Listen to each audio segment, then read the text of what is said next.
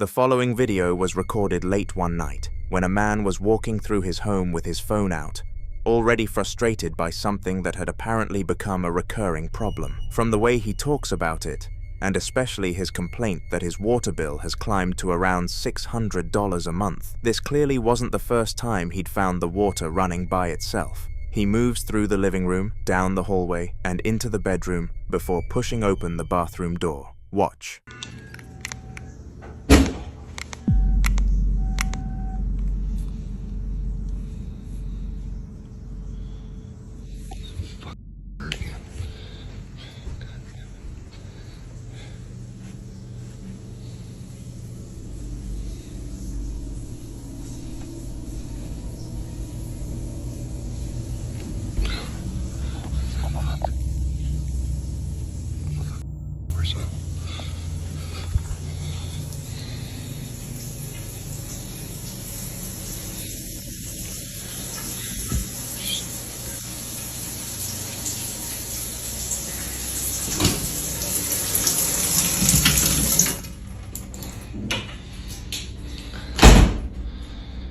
Why my water bill's $600 a month.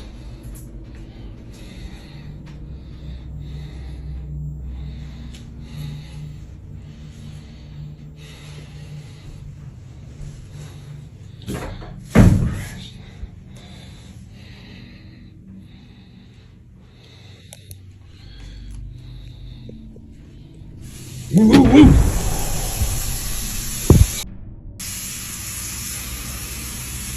Get it. Oh, I'm standing right here.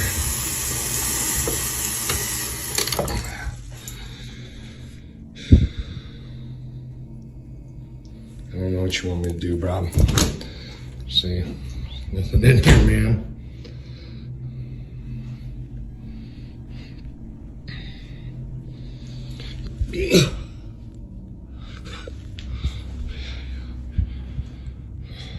Nothing. Time to move. It's time to fucking move. Just as he steps back through the bathroom door, the sink faucet erupts on its own. Full pressure, no warning, and he stumbles back with a string of startled sounds before rushing over to wrench it off by hand. What makes this harder to dismiss is the pattern. A shower running in an empty bathroom, then a faucet turning on the moment he turns his back. Some believe repeated, unprompted water activity like this points to a presence trying to be noticed, not threatening, but persistent. Others aren't so sure. By the end, he's no longer trying to figure out where the water is coming from. He's standing in his bedroom, still filming, and sounds completely fed up. Time to move, and considering what he says he's been paying in water bills, you can understand why. But if there really is something inside that house responsible for all of it, why does it keep choosing the water?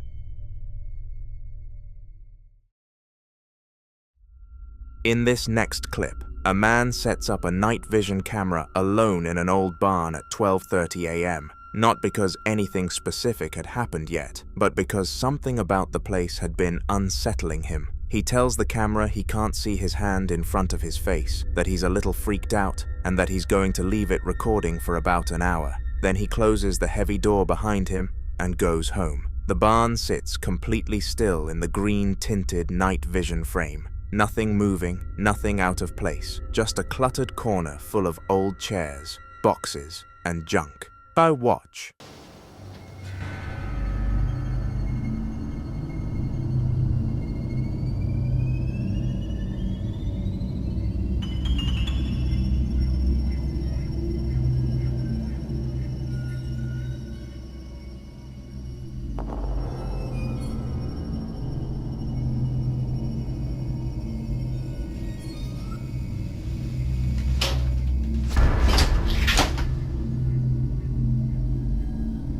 Okay, if there's any ghosts, go away. I'm coming to get you. Oh, you're still here. Nobody stole you. Around 1 a.m., a white wicker rocking chair near the center of the frame begins to rock on its own, slowly at first, then faster, then with enough force that it's thrown violently forward and crashes onto its side on the floor. No one is in the barn, nothing else moves. When he comes back that same night, He finds the camera untouched and takes it home. But the next morning is where things get harder to explain. Watch. Please. Okay, make more noise, please. There's a big animal in here. You get it first. Ah, crap. There's the rocket. Wasn't that tipped over? Yeah. Where did you have it? Or Back in did that you have corner. it that way? The chair was tipped over. Yeah, And now it's back up. Hmm? Go pull it once. Careful. Where? Down Pull it forward like it went. Is it heavy? Kinda, yeah. That's how it went down. A little bit more though, but I'll push it back up to see. Push it back out. Well, It was like set Well, on the bar. You can't grab it. Alright, just leave it, just leave it. alright.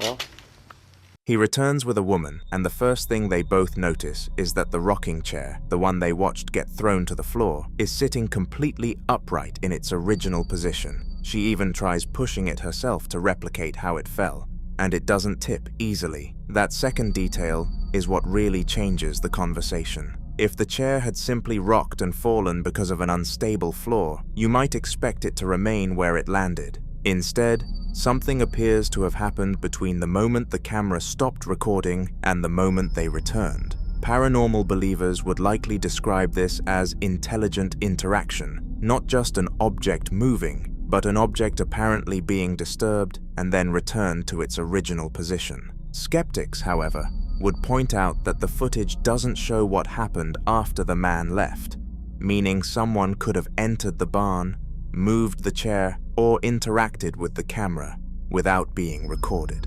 But if the barn really remained locked and untouched overnight, then there's one question that becomes difficult to ignore. Whatever knocked that chair over, why did it put it back?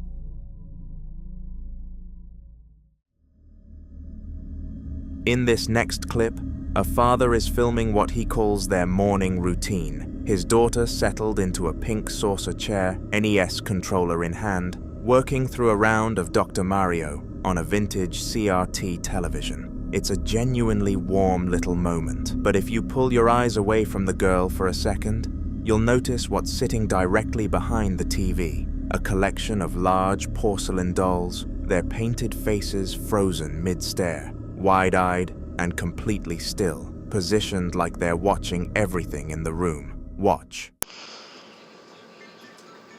A little morning routine now. At least she's into the classics. Little Dr. Mario.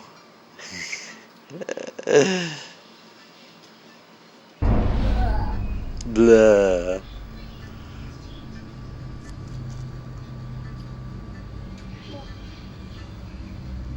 Yeah, I see you, baby.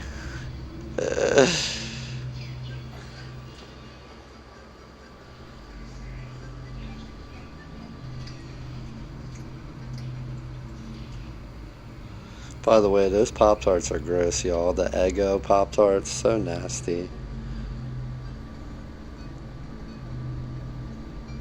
But yeah, just wanted to show y'all. Starting out early reminds me of when I was little.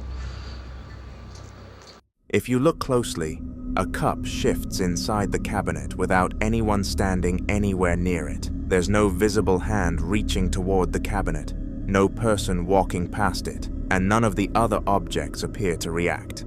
Skeptics could point to vibration, an uneven shelf, or a cup that wasn't properly balanced against the others. But paranormal viewers noticed something else about the setting. The cup moves in a room filled with porcelain dolls, objects that have long been surrounded by folklore about spirit attachment. The belief that spirits can attach themselves to dolls is deeply rooted in paranormal culture, largely because human-like objects can appear almost lifelike while remaining completely motionless. There is, of course, no evidence that dolls attract spirits or cause objects to move. Still, When you watch that cup shift while the little girl sits completely unaware in front of the television, surrounded by those silent porcelain faces, the timing is difficult not to notice. The girl keeps playing, the dolls keep staring, and somewhere behind the TV, something just moved.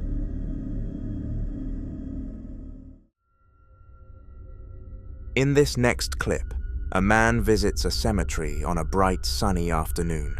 Not out of fear or curiosity, but out of love. He's come to put flowers on his grandmother's grave, walking along a corridor of burial niches, talking softly about how every visit here brings him peace, how this is the place where he comes to feel close to her. It's a quiet, ordinary moment, then something interrupts it. Watch. Pues aquí le vengo a poner flores a mi abuelita y este es el lugar donde ella está, donde yo vengo y me desahogo con ella. Y la verdad que cada vez que vengo me siento súper bien, ¿sabes? ¿Qué? ¿Qué? No, esto es imposible lo que acabo de escuchar yo. No puede ser.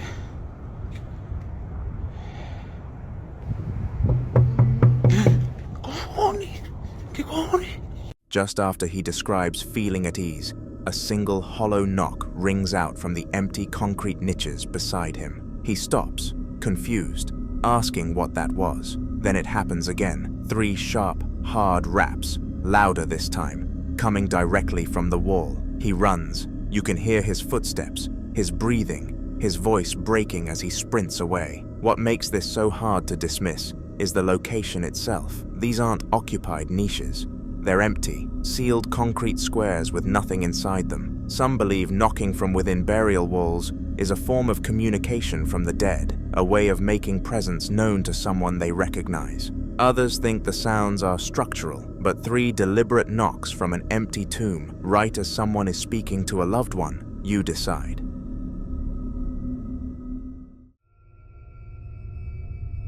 The following video was recorded inside a hospital at 3 a.m. by a man working the night shift. Someone in blue medical scrubs, stethoscope around his neck, carrying a red biohazard specimen bag, while transporting lab samples across the building alone. He'd been narrating casually as he walked, almost talking himself through it, describing how much he dislikes this particular corridor at this hour, the way the patients are all asleep, the way the polished floors reflect the fluorescent lights in long, repeating streaks, and how the silence down here feels different from the silence everywhere else. Just a quiet, empty hallway stretching ahead of him, lined with parked wheelchairs on one side. Nothing out of place. Watch.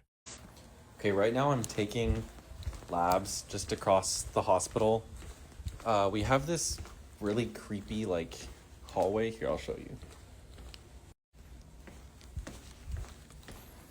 Yeah, it's 3 a.m. Just walking down this hallway. I mean, it's clean and stuff. It's just odd, I guess. I mean,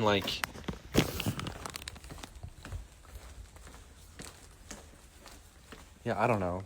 This time of night's always weird at night shift. Like patients tend to be asleep. It's pretty quiet, I guess. But yeah, I don't know. I just don't like how quiet it is down here.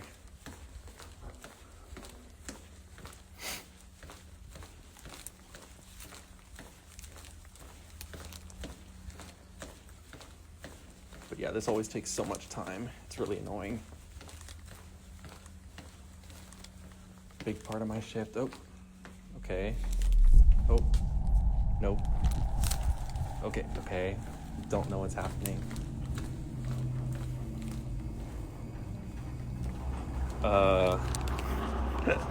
Do you guys hear this? What the fuck? What?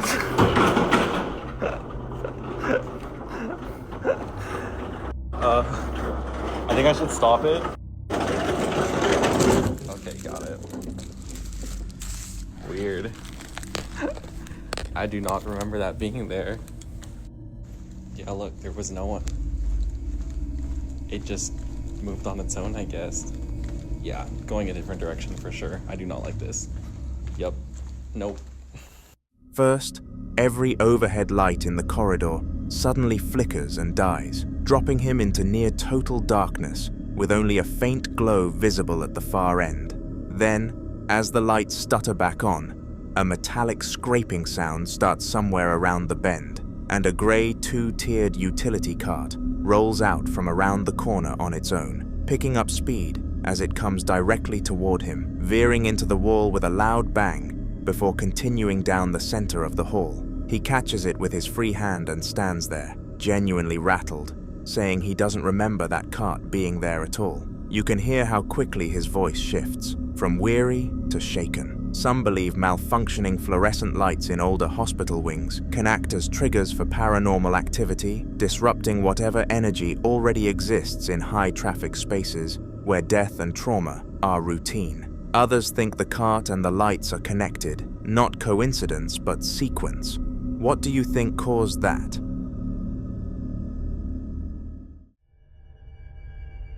The following video was recorded by a man who's been documenting what he calls a search expedition at the base of Mount Shasta in Northern California. And by day 5 of that search, he says he found something he wasn't prepared for. According to him, while exploring a tunnel system near the mountain, he noticed a small secondary exit beside a larger cave opening, and before leaving for the night, he placed a trail cam there to run overnight. Mount Shasta has carried an unusually dense weight of legend for decades. Native American tribes have long regarded it as sacred ground, and for generations, the mountain has drawn stories of hidden civilizations, unexplained lights, and encounters that don't fit any conventional explanation. So when this man set up his camera and walked away, he was already operating in a place where strange things have a long history of being reported. He came back the next morning, checked the footage, and this is what it had caught. Watch.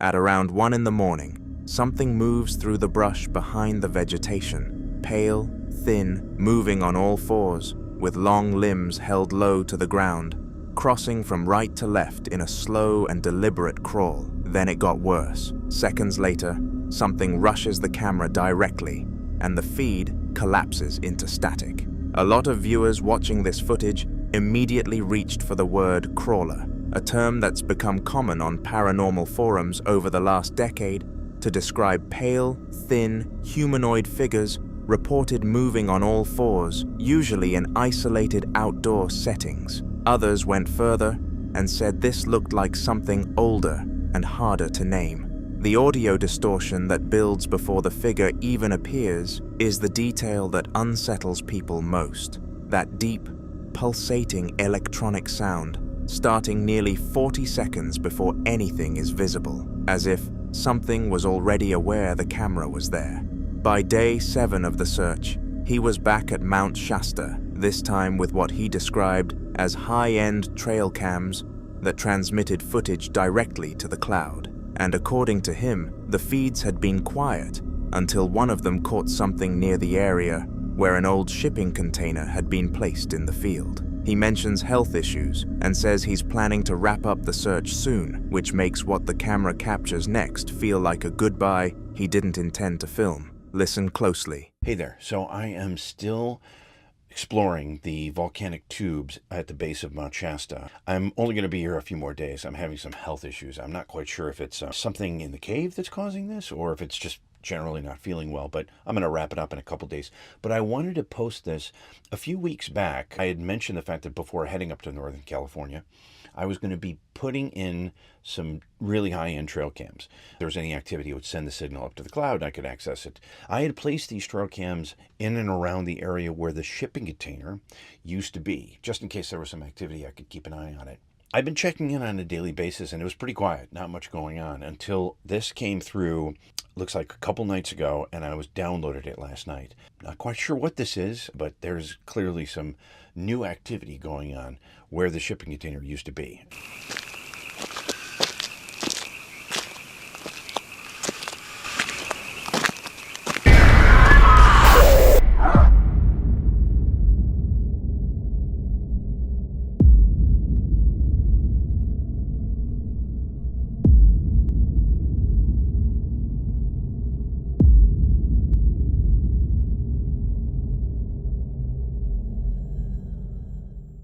The same pale, bald, humanoid figure with hollowed-out eyes walks slowly out of the dark toward the camera, closer, then closer still, before lunging at it with a guttural roar, the screen flashing white on impact and dissolving into chaotic close-ups of something pressing against the lens. Skeptics looking at both clips have pointed to the cinematic sound design and the consistency of the creature's appearance across 2 separate days as signs this is a produced series, rather than raw documentation. And honestly, I've watched these back-to-back a few times, and there's a polish to them that's hard to ignore. But for those who've spent time following accounts of unexplained encounters around Mount Shasta, the combination of the location, the underground tunnels, and a figure that doesn't move like anything familiar makes the question harder to shake. Whatever it is, whatever keeps approaching these cameras, it doesn't seem afraid of being seen. So what do you think that was?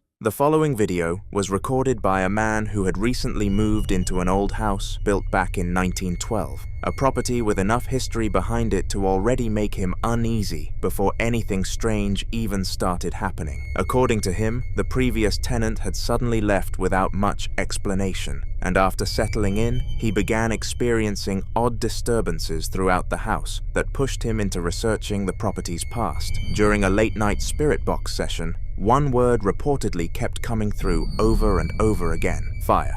After digging deeper, he discovered that the basement of the house had been the site of an accidental fire sometime around 1965, a detail that suddenly made the atmosphere in the home feel a lot heavier. Then one night, while standing in a lit room looking down a dark hallway, he caught this on camera. Watch.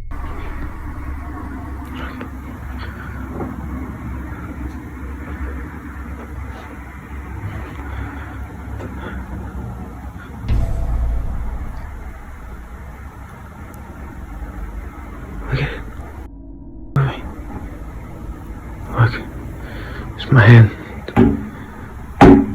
At the far end of the hallway, a guitar begins to sway on its own, slowly at first, before the movement starts growing stronger. Skeptics pointed toward possible drafts or airflow as the most logical explanation. But what unsettled viewers was how the motion seemed to build, almost like something unseen kept interacting with it. Paranormal theories surrounding old homes often connect fires to lingering energy, especially when the event was sudden or traumatic. Some believe places marked by tragedy can hold on to fragments of that moment for decades, replaying themselves through unexplained sounds, movement, or disturbances tied to certain parts of the house. And considering the repeated mention of fire during the spirit box session, many viewers think whatever is in that hallway may be connected to what happened in the basement all those years ago. Whatever started the movement, he never found the source.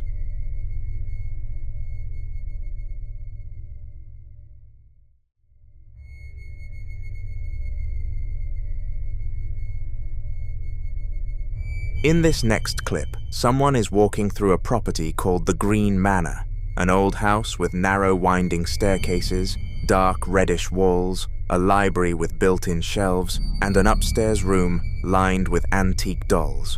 And from the moment they point the camera at a teal wooden door in the hallway, something feels off.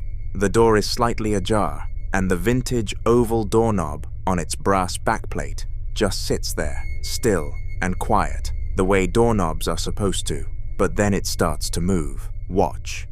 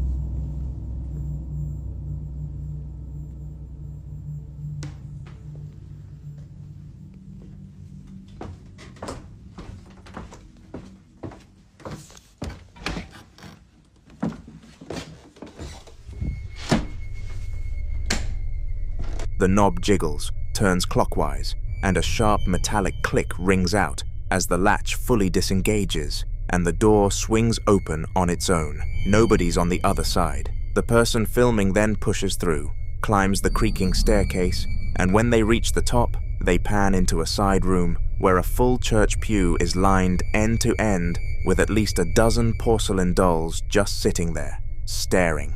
Some people who've seen this footage think the doorknob moment is consistent with what's sometimes called a residual haunting, the idea that a location can essentially record repeated actions, like opening a door, and replay them without any conscious intent behind them. Others think something at the Green Manor is far more aware than that, pointing to the way the latch fully releases, a deliberate mechanical sequence, not just a rattle. Whether it's residual energy or something with intention, you be the judge.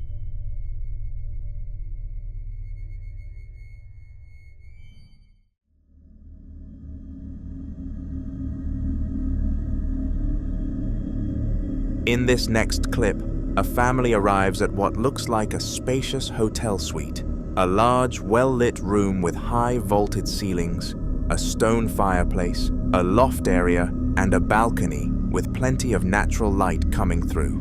Nothing about the space looks threatening, but the moment they reach the doorway of room 24, something happens that none of them were prepared for. Watch. Come on, Mama. Oh, she don't like this one. Wasn't expecting that.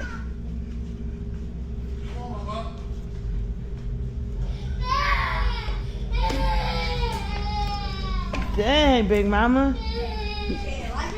Is there something in here? We rebuke it, Kai Kai. We rebuke it. She said, Yeah. Yeah.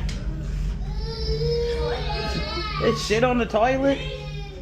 That's where you and Dad sleeping? Mm-hmm. I'll get that good.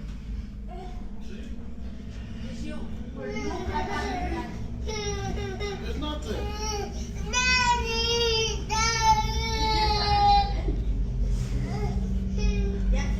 What? Close it. I'll pull out bed.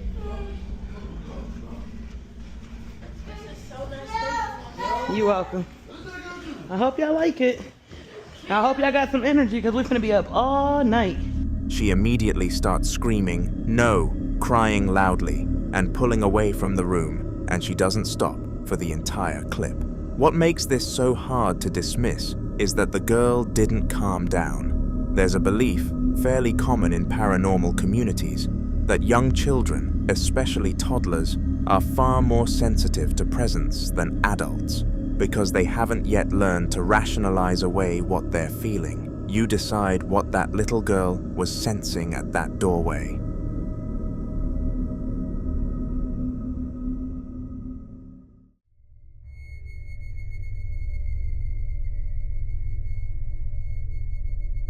Now in this next clip, a man is out in his shed during the day working on tools when he notices something that stops him cold. A sound coming from a dark attic space above a storage closet he says he's never once been up into. He grabs his phone and starts filming himself, panning the camera around the cluttered shed before pulling open a narrow closet door to show what's inside. Listen closely. Me or not, I don't care, but listen to this. I'm out in the shed working on tools. Listen. Dude, I swear to God, there's something up in this attic, man. I'm not getting up in here and shit. Do you hear that? Dude, oh my God, bro. Oh my God, man. There's something in this neighborhood, dude. Oh my God. Dude, I don't know what to do in a situation like this. Do you hear this shit, man? This thing was built before I bought this house, man. I've never gone up here one time. What the fuck was that, man? There's stuff left from the previous owner.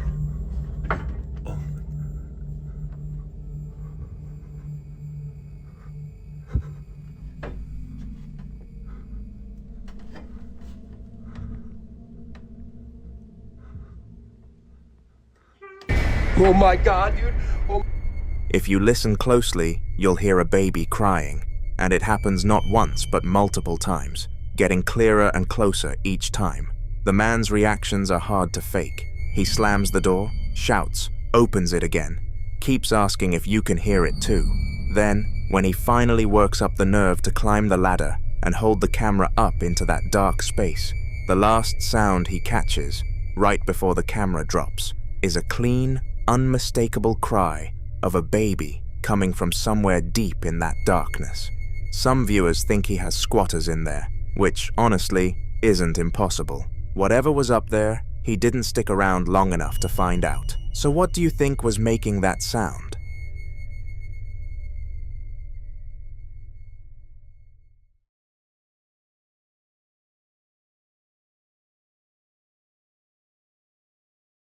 Now in this next clip, a paranormal investigator from Lakeshore Paranormal is in the basement of an old property at night, standing beneath a single bare bulb that cuts harsh shadows across the cinder block walls and exposed ceiling joists. He's got a spirit box scanning in one hand and what appears to be a detection device in the other, the constant static of the scanner cycling through frequencies filling the silence around him. He glances around the space, listening, waiting. Watch.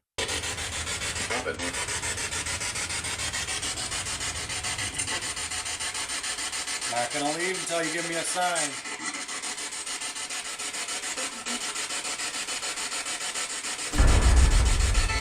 Movement back there. Shadow. Saw me? Shadow like came out from the where the heater is and went back the other way. I got it on video. You can see it. It was short. It was just like a shadow that came out from there. Are you down here?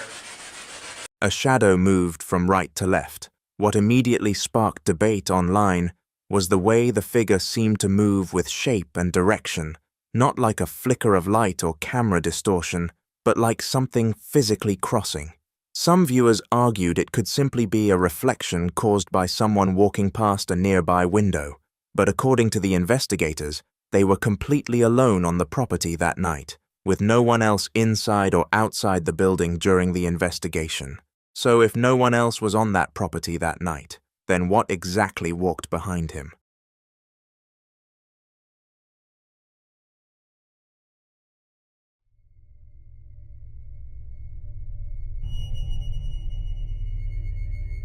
Now, in this next clip, someone is moving through a pitch-black house in the middle of the night, using nothing but a flashlight to cut through the darkness ahead of him. According to him, before he even started recording, he had already been hearing strange noises somewhere deeper inside the house, sounds unusual enough that he decided to grab his camera and trace where they were coming from. At first, he expected to find something simple, maybe a window left open, or an animal moving around inside the walls. But instead, he found this. Watch. Right. Second date. It's been okay so far, but... What? This is what I mean. Crazy shit. Is it like... Hello?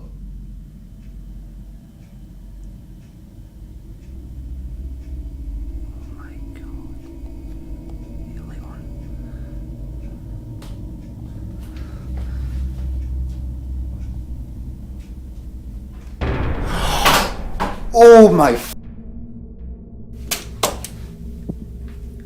Oh shit.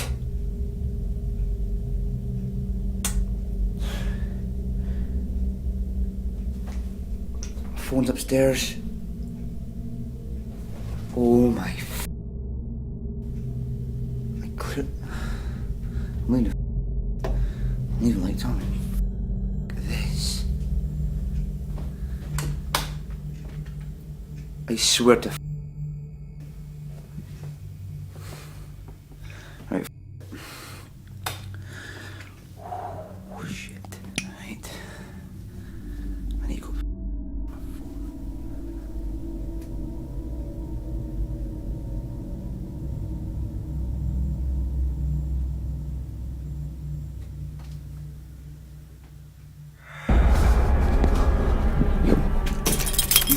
The lights suddenly begin flickering violently, throwing unstable flashes across the hallway, and just as he turns toward the staircase, something can be seen moving on the stairs, a dark shape shifting in the shadows before disappearing again.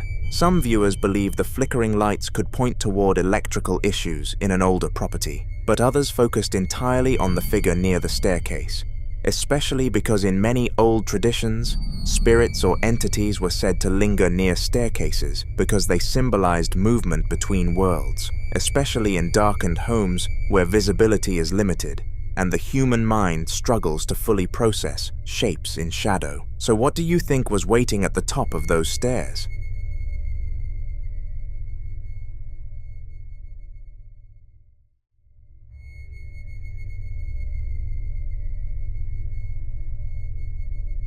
The following video was recorded inside a home that's over 100 years old, using an old camera set up by a young man who was home alone and had noticed something he couldn't explain. Every time he left the room to vacuum, he'd come back and find the same bifold closet door standing wide open. No one else in the house, no obvious draft, nothing to account for it. So instead of just closing it again and moving on, he propped the camera on the floor, pointed it at the door, and went back to his vacuuming. The clip is silent, and that silence is part of what makes it so unsettling. Watch.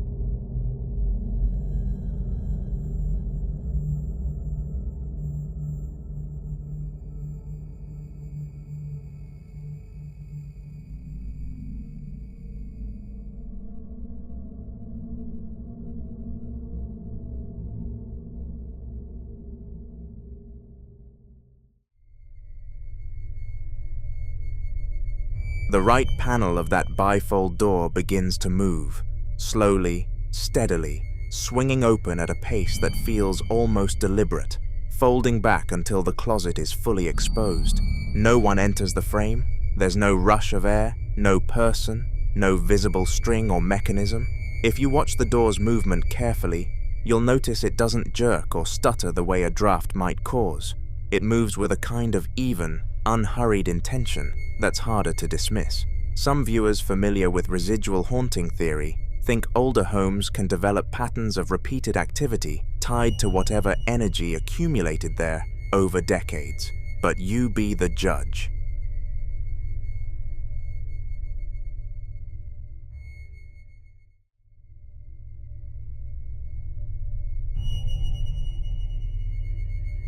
Now in this next clip, a man had been sitting alone at his kitchen table, reading from the Bible, not casually, but deliberately, the way someone does when they're trying to hold something back.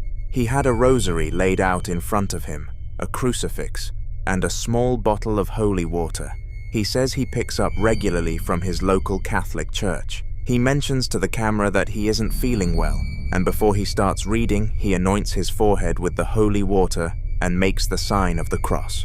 There's a weight to how he's going through these steps. Like a ritual, he's performed enough times that it's become routine rather than ceremonial. He settles in and begins reading aloud from Psalms 37, verses 3 through 11. Scripture about trust, about dwelling safely, about what faith is supposed to protect you from. But midway through the reading, something happened. Watch. Inherit the earth. For yet a little while, and the wicked should be no more. Indeed, you will. Gosh! Holy. Bro.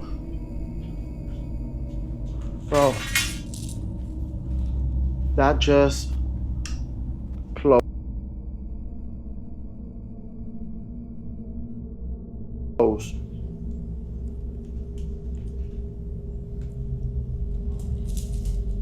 In the name of the Father, Son, and the Holy Spirit. Any demon in my office, evacuate now. Look. That's my magic hat.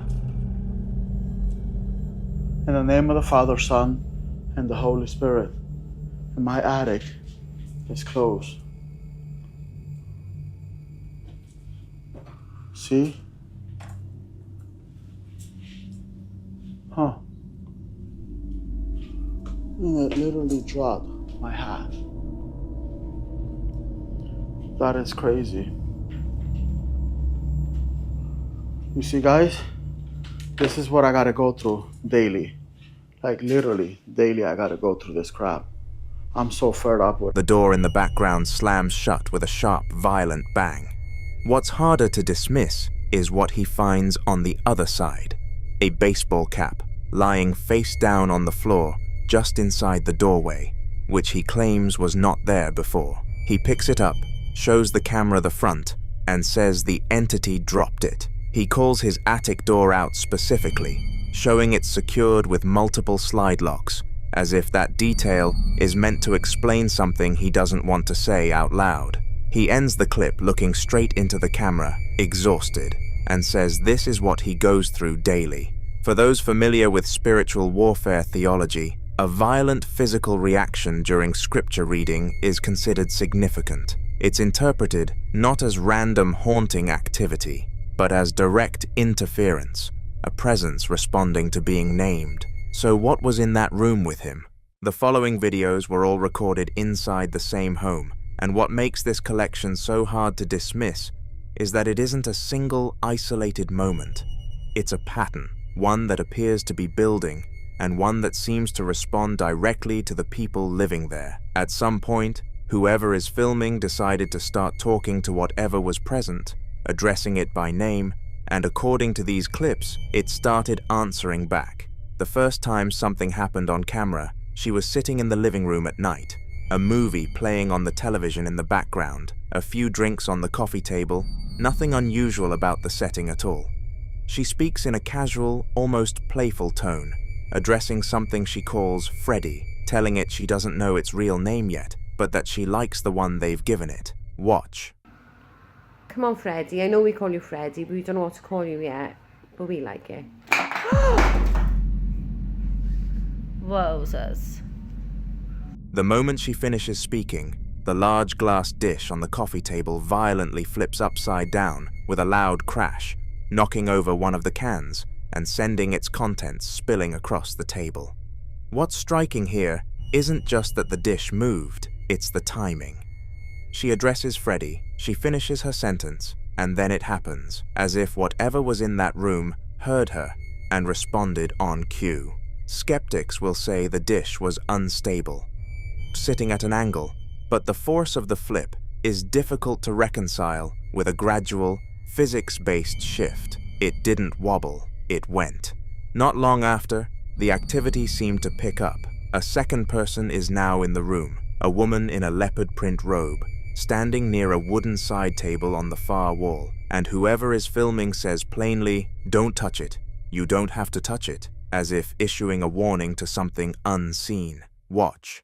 Don't touch it. You don't have to touch it.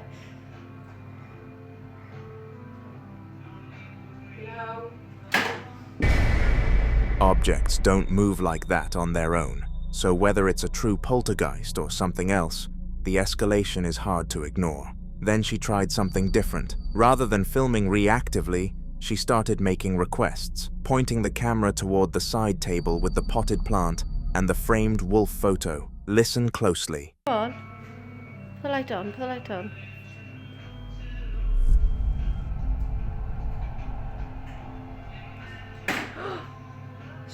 Within paranormal circles, it's often claimed that entities interact with telephones, radios, and other electronic devices because they're believed to be easier to influence than heavier objects, using small amounts of electrical energy to produce physical movement.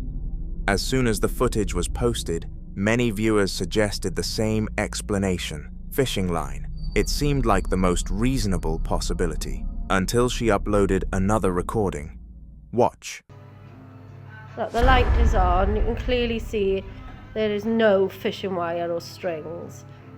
It's just hovering. Look at that.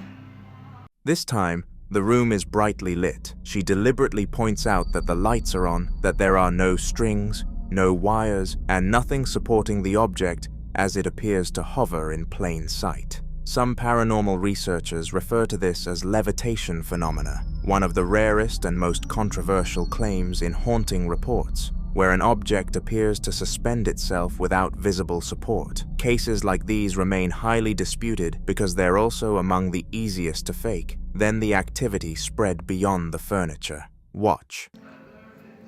Look, look, look, look, look, look, look at that! Until now, she'd been experiencing everything alone, and that left plenty of room for doubt. Even she admitted there were moments when she questioned whether stress, exhaustion, or expectation could be influencing what she thought she was seeing. So instead of keeping the experiences to herself, she invited a close friend over, not to investigate the house, not to perform an experiment, but simply to witness whatever had been happening. She wanted someone with no emotional investment, someone who could tell her she wasn't imagining it. Interestingly, many paranormal investigators claim that alleged hauntings often become more active when fresh witnesses enter the environment. One theory suggests that an intelligent entity may intentionally reveal itself to new people, almost as if trying to validate its existence. Another proposes that the emotional energy of multiple people in the same space provides more energy for physical manifestations, allowing activity to become stronger or more dramatic than when a single person is alone. Whether there's any truth to those ideas remains impossible to prove.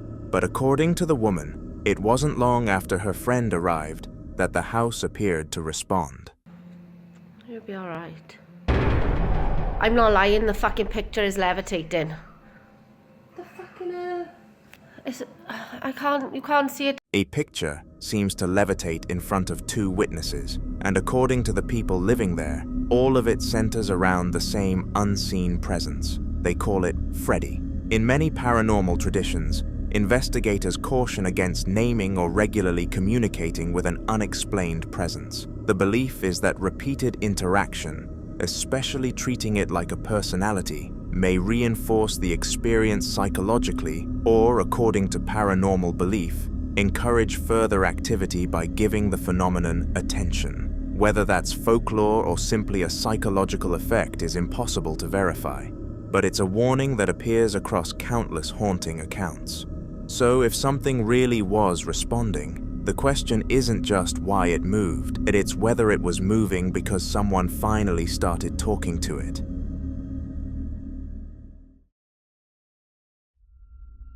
In this next clip, a man filming alone in his apartment at night, who starts the video almost like he can't quite believe what's been happening. He mentions the wooden cabinet behind his red and black gaming chair has been rattling all evening, the kind of persistent, aggressive rattling that sounds less like a loose hinge and more like something deliberately pulling on it from the inside. The moment he hits record, it stops, which only makes him more unsettled, not less. He keeps the camera pointed at the hutch and the chair, holding his ground, saying he can hear footsteps even though he's alone in the apartment and his neighbors have already moved out. The rattling starts up again, louder this time, more forceful, like something picking up where it left off. Watch. Footsteps again.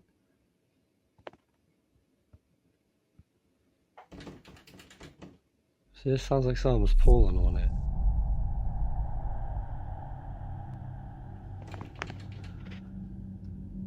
Hello?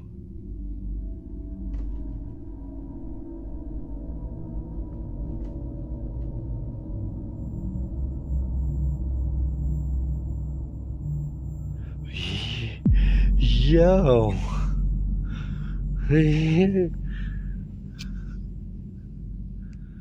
Yo. What happens next is hard to look away from. The gaming chair, completely unprompted, rotates smoothly to the left in one long, continuous motion while he's watching it in real time. And before he even knows what to say, something else happens. You do it again?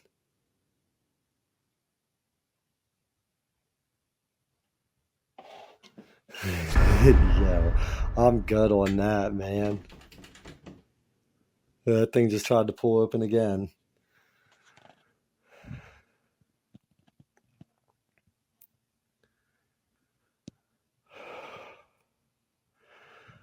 Alright, you gotta go now.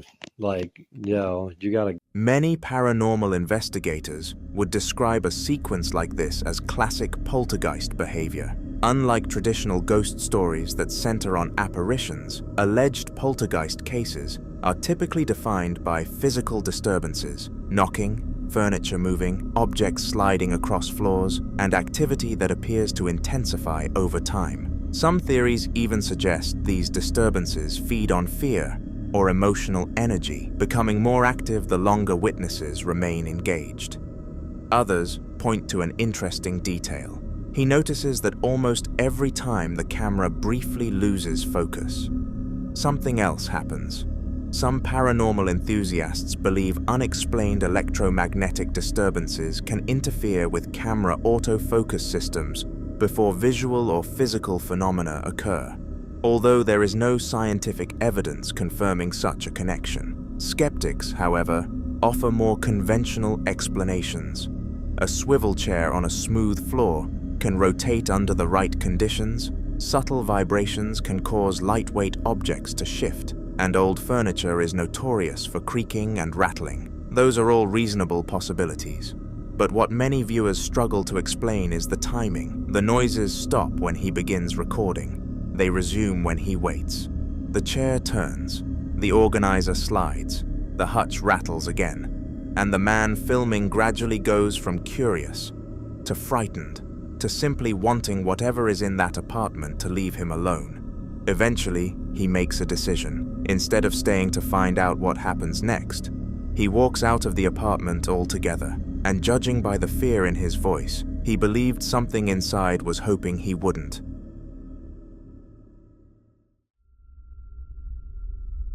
Now, in this next video, a man is sitting in his backyard in North Lamar on what appears to be an ordinary, overcast afternoon. There's nothing dramatic about the setting. No storm, no heavy wind, just a quiet day that shouldn't be memorable for any reason. Yet something overhead catches his attention. He's filming with his phone, staring up at the sky with an expression that shifts from confusion to genuine disbelief. Watch. For the love of God, I need help. I got home 2 hours ago,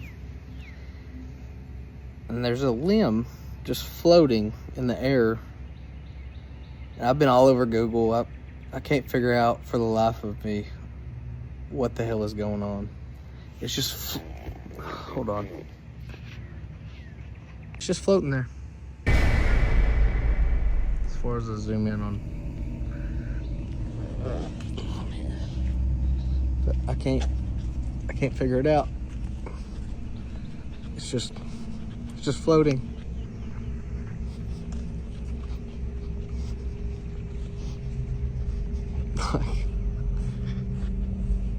Google's like talking about spider webs and all kinds of stupid crap, but it rained here like shortly after I got home, and it's still there. Like, it doesn't make any sense. Like, I just can't figure it out.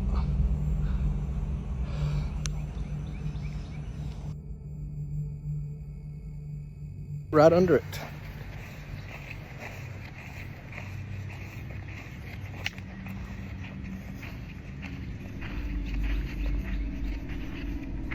Like, what the?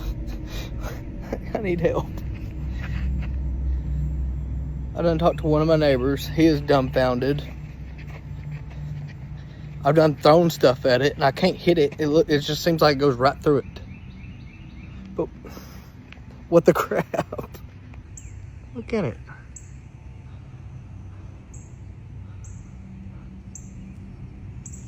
Like, I ain't making nothing up. It's like 20 feet in the air. Maybe 30. I don't know. I ain't good at distance. But it doesn't make sense. Somebody help me.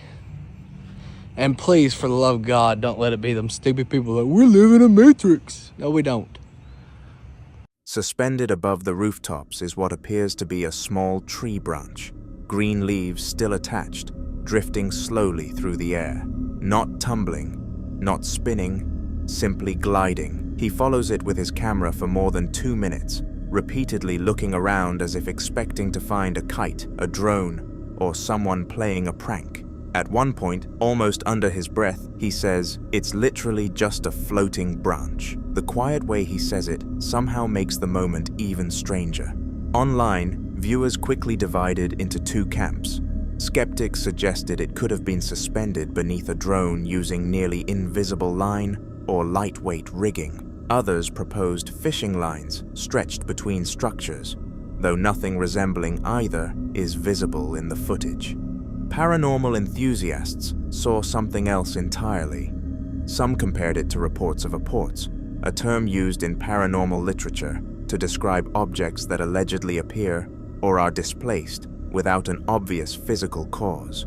Others linked it to stories of psychokinesis, the controversial idea that an unseen force could influence physical objects, or even elemental spirits from folklore, where branches, leaves, and stones are said to move in unnatural ways as signs of an unseen presence. Of course, none of those explanations have been scientifically verified, but that's exactly why clips like this continue to spark debate. Whatever was keeping that branch suspended, it wasn't falling, it wasn't caught in any obvious current, and for more than 2 minutes, it seemed perfectly content to remain exactly where it shouldn't have been. The following video was recorded by a man who, for a while now, has been dealing with something he can't quite get a handle on inside his home. And the frustrating part isn't just what he claims to have seen, it's that the very cameras he set up to catch it keep failing him. He's got a small white cube-shaped security camera resting on top of a pink candle jar in his living room, and a second one elsewhere in the house, and according to him, neither will show him what they're supposed to be recording. When he tries to pull up the footage, he says all he gets is a black screen. So on this particular afternoon, with natural daylight pouring in through the window blinds, he decides to walk the room himself with a handheld camera and address a viewer's comment head-on. Someone who suggested the movement caught in a previous clip looked like it was pulled by a string. His black dog wanders alongside him the whole time, calm and unbothered. But then, around the 90-second mark, something makes him pause mid-sentence. Watch. What are you doing, Doogie? What you doing? And you like, what you do? What you want? You're so spoiled. You're so spoiled. Well, yeah, the camera's not working. It just won't. Look. You're my good boy. You're my good boy.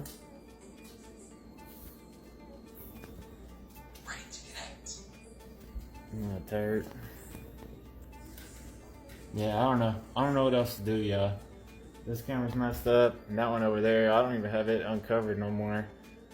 That one won't connect either. Well, it'll connect, but it won't. When it says there's a video or motion, when I go to view the video, it's just a black screen, so I don't know what to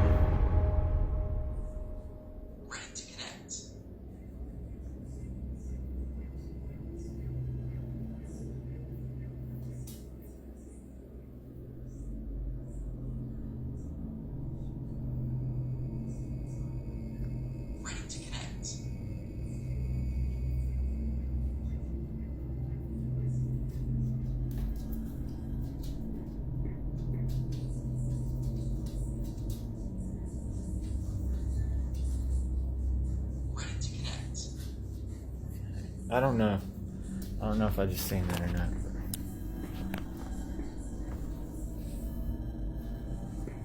We'll find out here shortly, I guess.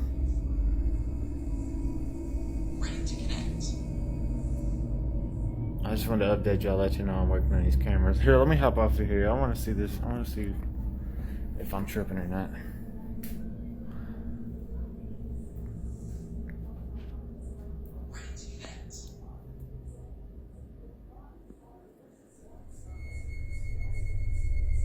Yeah, hold on.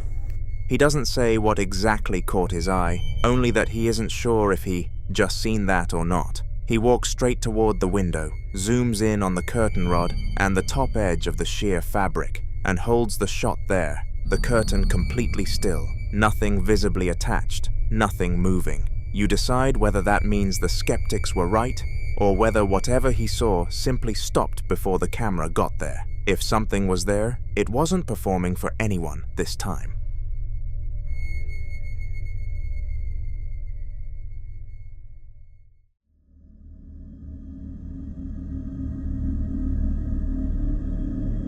In this next clip, a couple in their living room are just settling in for a quiet evening watching TV. Nothing out of the ordinary, nothing to suggest anything strange is about to happen. The man is filming from the couch, his partner relaxed beside him, a cat wandering between them, a nature documentary playing in the background. Then he notices something. A ceiling lampshade in the middle of the room is swaying slowly on its own. Not a dramatic swing, just a persistent, gentle, circular motion that doesn't stop. He checks the windows himself. They're closed. Watch. Alright, so we're just watching TV, and the lampshade's been moving on its own. We've no idea why. There's no window open, there's no reason why it should be moving, but it keeps moving. I have no idea why. So, if someone can explain that to me. Oh, Rory wants to play with his elastic band. But there's no one in the room, there's no reason why it should be moving, but it keeps moving. See?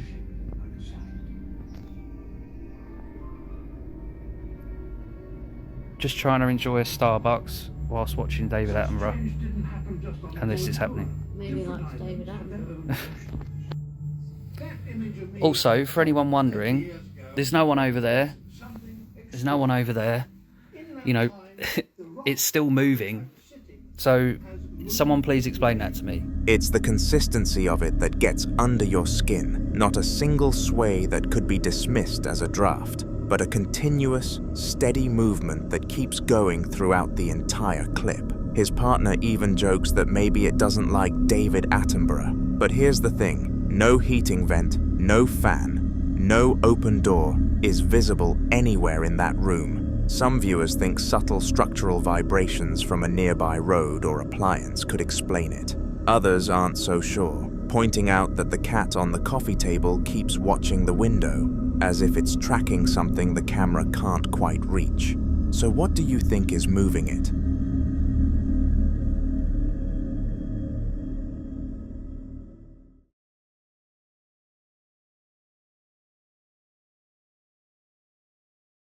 Now in this next clip, a man is home alone late at night when something starts happening at his bedroom door that he can't explain.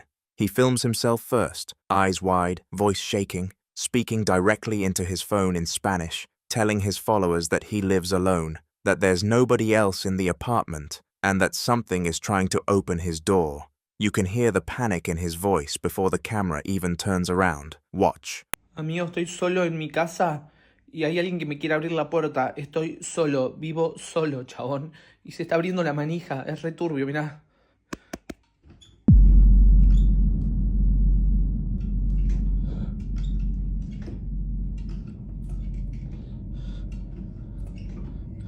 ¿Quién está ahí? ¿Quién quiere abrir la puerta? ¿Quién está ahí?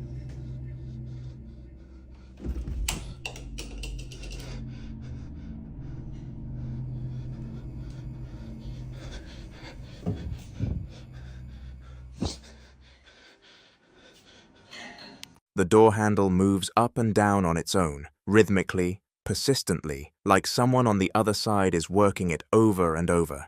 He shouts out asking who's there, gets no answer, then throws the door open and tears through the apartment, the hallway, the bathroom, a dark back room, and finds absolutely nothing. No one. The handle moving is one thing, but what makes this harder to dismiss is that the motion is mechanical, deliberate, the kind that requires a physical hand operating a lever. Some viewers think the whole thing was staged with a wire or a string rigged to the handle. Others aren't so sure, pointing out that the frantic search through the apartment reads as completely genuine panic, not performance. So what exactly was working that handle? You decide.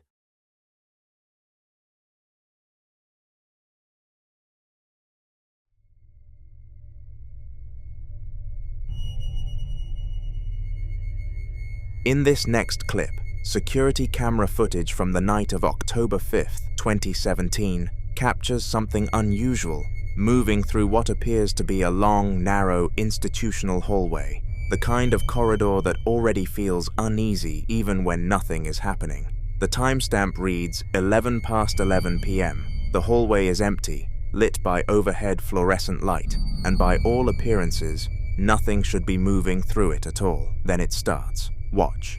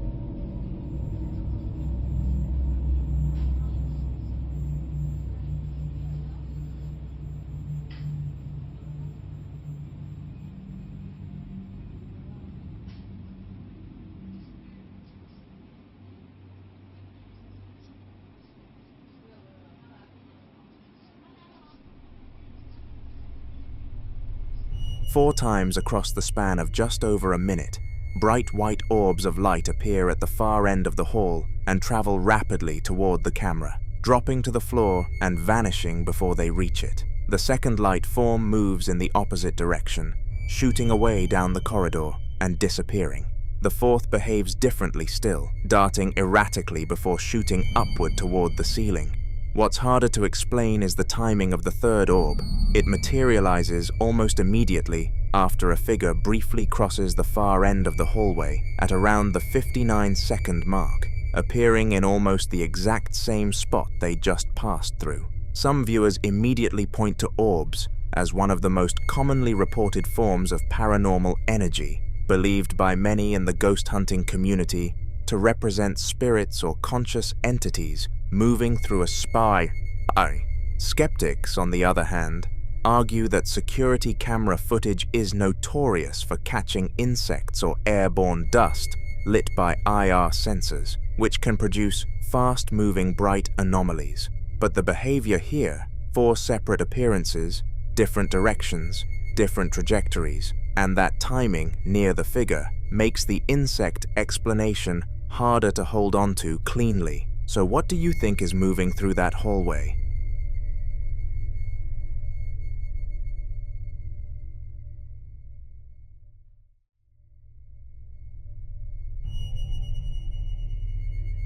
In this next clip, a woman named Marissa has been dealing with something that's been getting progressively harder to explain away. Mysterious bruises, scratches, items disappearing from places she left them, and nights where she can't sleep at all, waking up at 3 a.m.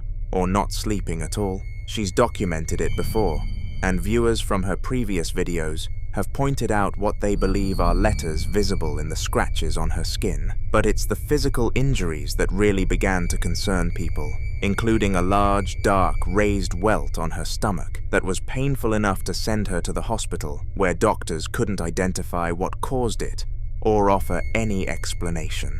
The nurse noted her heartbeat was unusually fast, and she was running close to a fever.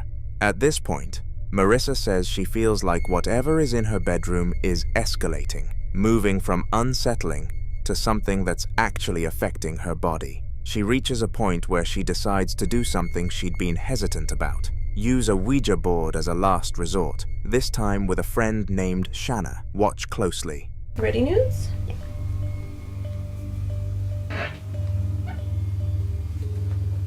Okay, so how do we do it? We say hello to the spirit or what? Is there a spirit in this room?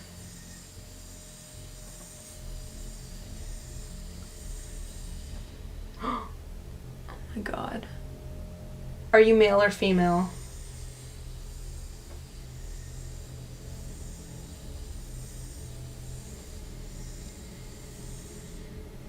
That looks like an F to me. That does look like an F. Do you have a message for us?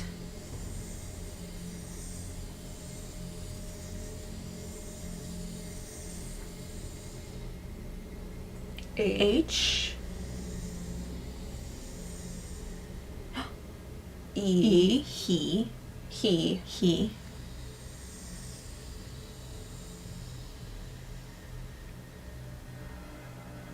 L. Uh-oh. Hell? Oh my god. Please don't be hell. Maybe it's like the devil. Help? Help. Help. Is it gonna Help say with something what? else? Like help what?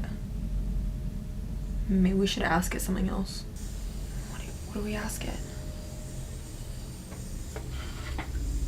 Is this room haunted?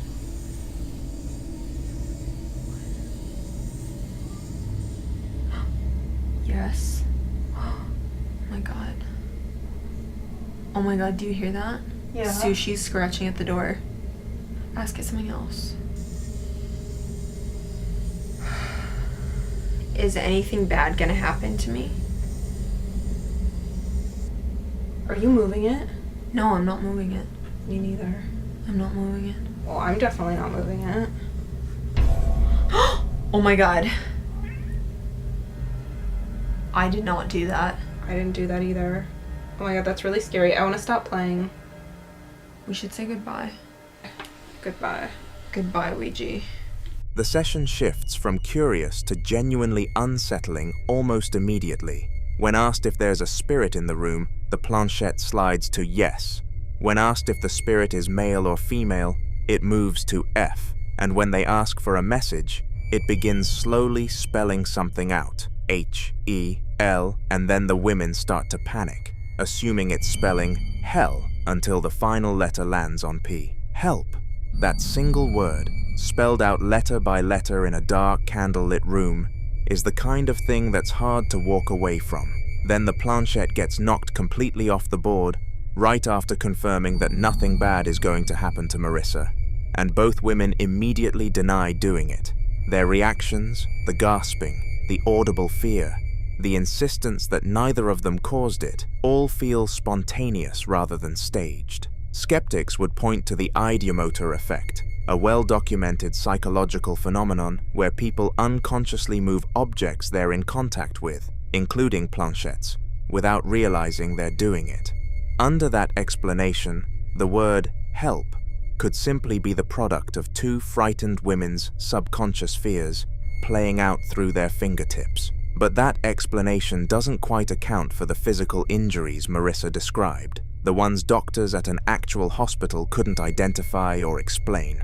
Some viewers familiar with demonology point out that the combination of physical marks appearing on someone's body, sleep disruption, and a spirit identifying itself as female through a board session follows a pattern they associate with attachment rather than a residual haunting, meaning whatever it is, according to that interpretation, isn't just lingering in the space, it's focused specifically on Marissa.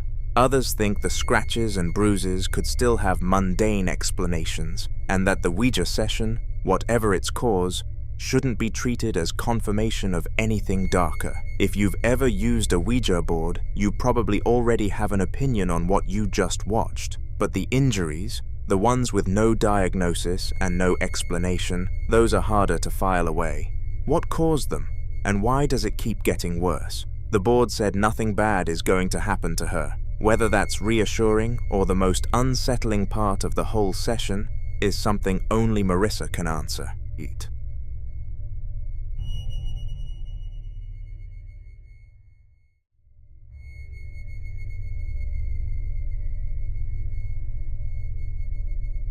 In this next clip, a man is lying in bed filming his dark room on his phone, and what he catches sitting in the chair across from him has people seriously unsettled.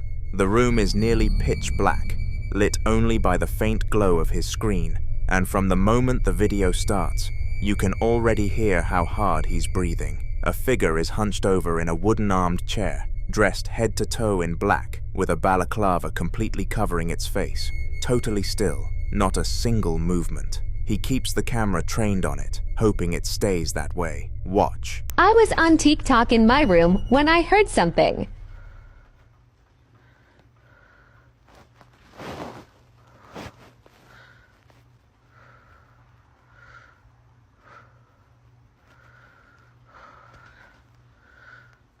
I was hoping this fish didn't move.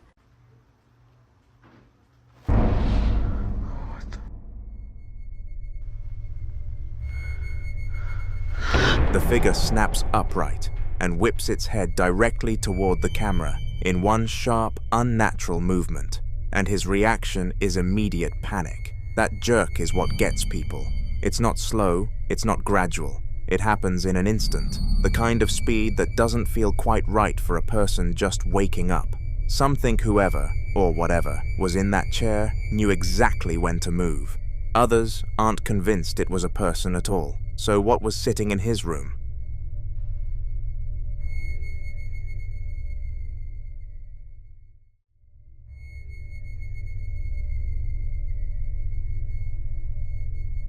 This next clip was filmed by a group exploring the Jesuitas Tacum, a wooded area in Santa Fe, Argentina, locally known as one of the old Jesuit forests, a place rumored to have once served as a cemetery, and one that carries a reputation for ritual activity that the cameraman, by his own admission, didn't entirely believe going in. He's filming on his phone at dusk, walking a dirt path deeper into the woods with a small group that includes another man in a white t-shirt, a woman in a black top, and 2 young children. Almost immediately, they find something on the ground near the base of a large tree, a dead black chicken, apparently sewn shut, the kind of thing left deliberately. The man in the white t-shirt picks it up at the cameraman's request, and what you see confirms this wasn't an animal that simply wandered off and died. The cameraman keeps pushing forward, narrating calmly, pointing out what he thinks might be old grave markers through the trees. Still skeptical, still filming. Watch. Hola, ¿qué tal? Buenas noches. Aquí comenzamos un programa más. Bueno, acá en este canal de YouTube. Estamos en uno de los bosques de lo llamado jesuita, en uno de los bosques que, bueno, acá en la ciudad de Santa Fe, capital, en Argentina precisamente. Se comenta de que hubo un cementerio en un tiempo. La verdad es que yo no creo mucho porque tengo 30 años recién y la verdad que no tengo noción de lo que pasó acá. Salimos en un recorrido hace un momento con la familia y bueno, ya que estamos, quise hacer la toma del video para corroborar si la verdad lo que dicen de este supuesto cementerio es cierto. Dice que a esta hora más o menos de la noche, ya son aproximadamente 7:30 de la tarde, se aparecen cosas, se escuchan cosas, se ven, por ejemplo, acá hacen todo lo que hay gualichos. Acá pueden ver, pueden corroborar que hay un animal, miren, un animal muerto también, de los gualichos que se hacen acá en esta zona. ¿Lo puedes levantar, por favor? Sí. ¿Ves? Este animal lo sacamos ahora estamos viéndolo recién. Si ustedes aprecian ahí en el pecho, tiene una cosida, seguramente que en la cosida esa que tiene ahí, estilo como algo quirúrgico, acá dice que le ponen fotos, le ponen imágenes para hacer hechicería y esas cosas. Así que bueno, seguimos caminando, vamos a seguir viendo el bosque. Se dice que se escuchan gritos, se escuchan llantos. La verdad es que no creo mucho yo, pero bueno, allá pueden apreciar de aquel lado, están las tumbas. Se nota, se puede apreciar las tumbas de aquel lado. Pero bueno, vamos a ver de qué se trata. Se ven imágenes, se ven... Yo la verdad no creo nada, les vuelvo a repetir, yo no creo nada. Pero bueno, vamos a ver de qué se trata, vamos a ver qué onda. Así que bueno, vamos a ver de qué se trata. Ahí se puede ver uno de los... Allá atrás se puede apreciar, no sé si alcanza la toma de mi celular, porque mi celular es un celular muy bajo en resolución. Pero bueno, vamos a caminar a ver si podemos ver algo. Tenía también enterado de que tenía también en conocimiento de que no solamente se ven esas cosas, sino que se ven como brujas volando. Yo no creo en realidad en brujas, pero se ven cosas volando, así que bueno, no se ve nada. Así que lo que yo pensaba es cierto, no hay nada en estos lugares. Así que bueno, sigamos. Tamara, sí. ¿Cómo era? ¿Jesuita? ¿Cuánto se llamaba esto? Jesuita Bueno, Tacum. Jesuita Tacum. Ahí estamos con la familia caminando, recorriendo todo. Saludando. Mirá. No, esto de no creer, esto de no creer, vamos. Corran. La verdad que no me lo podía esperar, la verdad que no lo esperaba, pero acabamos de ver era como un duende, no sé qué, corriendo, así que vamos a ahí se ve, la verdad que se mueve, está en movimiento. La verdad que Jesús de Nazaret. No, vamos, corran. Agárrale. There are 2 things that happen in this clip that are hard to talk past. The first is the brief blue-green orb that appears beside a tree trunk around the 2-minute mark and vanishes within a second. Small, bright, and nothing like light catching a leaf or a lens flare. The second is what sends the entire group running. A tall, pale, thin, humanoid shape, standing between 2 trees in the low light, blurry and distant, but distinctly not a tree trunk. The cameraman himself calls it a duende, a term used across Latin American folklore to describe a small goblin-like figure, though what's visible here looks anything but small. Others in the comments pointed towards something connected to the gualichos, a word used in Argentine folk tradition to describe dark ritual workings or curses, suggesting whatever was left in that forest may have drawn something in. The children are in the frame when they run. That detail alone doesn't leave you easily. The following video was recorded by a man who says the knocking never stops, not at odd hours, not in strange weather, and not when he goes to check. It happens at his back door, the one that opens onto a concrete patio, bordered by a chain-link fence and a row of bare trees. On this particular afternoon, he decided to document it, because telling people about it wasn't cutting it anymore. As the knocks come through, clearly on camera, sharp, deliberate, and spaced just far enough apart to feel intentional, he moves toward the door, opens it, and steps out. Watch. Here.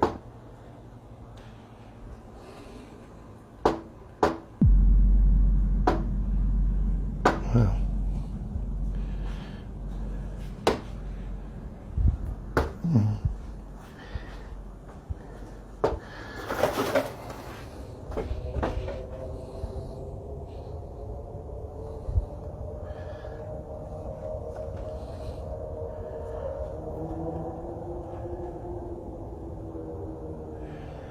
Happens all the time.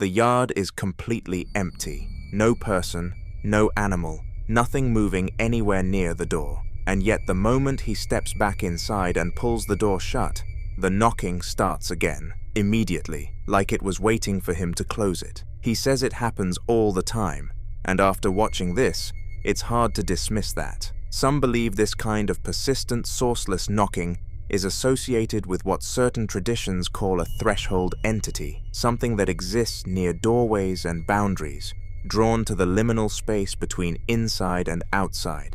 Skeptics will point to pipes, wind, or settling wood, but the knocking in this clip responds directly to his movement, which makes those explanations harder to hold on to. Now the second clip in this set escalates things considerably. A woman is at home at night when her dogs begin reacting to something near an interior door, the large one emitting a deep, sustained growl, the smaller one, Davy, running nervously around the room. She says it just happened again, which tells you this isn't the first time. She's been here before. Listen closely. Okay. It just happened again and the dogs are freaked out. Get it. Davy, come over here. Get it. You be right there. Something opens that fucking door, you need to get him.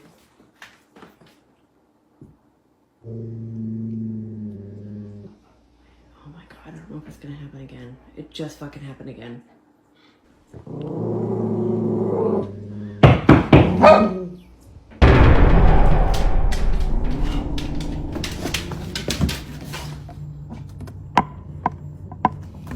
Move, move, move, move, move, move!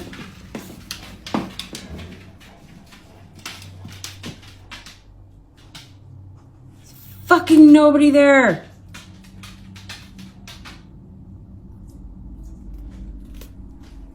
The dog stopped fucking barking now.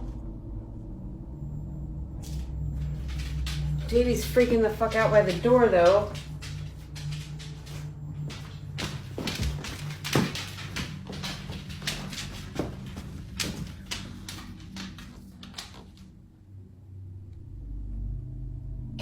What is it?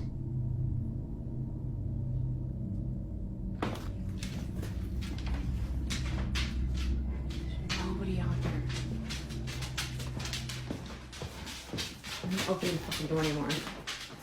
Two loud, sharp knocks hit the door, and both dogs lose it. She opens the door onto an empty porch, lit by a single light. Nobody there.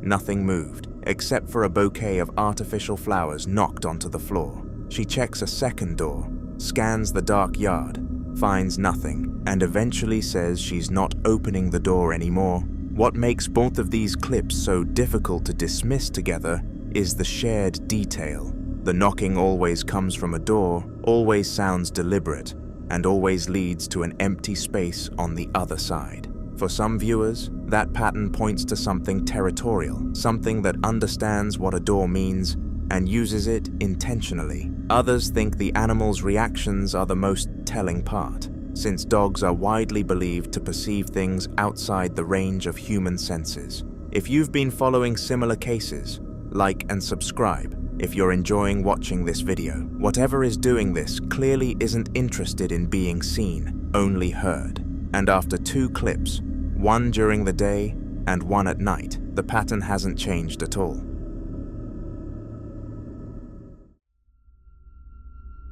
Now in this next clip, a group of men decide to explore an abandoned industrial building in Canada, known as the Sunshine Palace, a place that, even before anything strange happens, already has enough going for it to make most people turn around at the door. There's a man living inside named Al, who's been there since early 2005, and he's described run-ins with police dogs, and encounters in the dark that were frightening enough to make him physically leave the building on more than one occasion. The investigators are moving through the space with flashlights, documenting the decay, mold on the floors, rusting machinery, asbestos warnings on the walls, when they come across something that stops them cold. Scattered across the concrete near one of the large industrial machines is a wide, wet-looking dark red splatter. Then more of it on the machinery itself. Then a tray on the floor nearby with what appears to be raw flesh sitting beside another pool of the same substance. The men confirm it smells like blood. They start talking about leaving.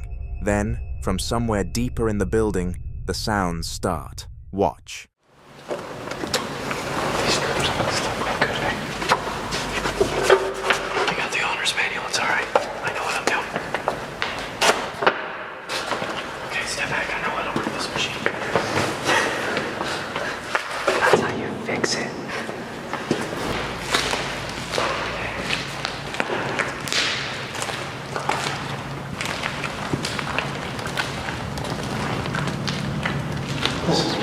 This is fucked up.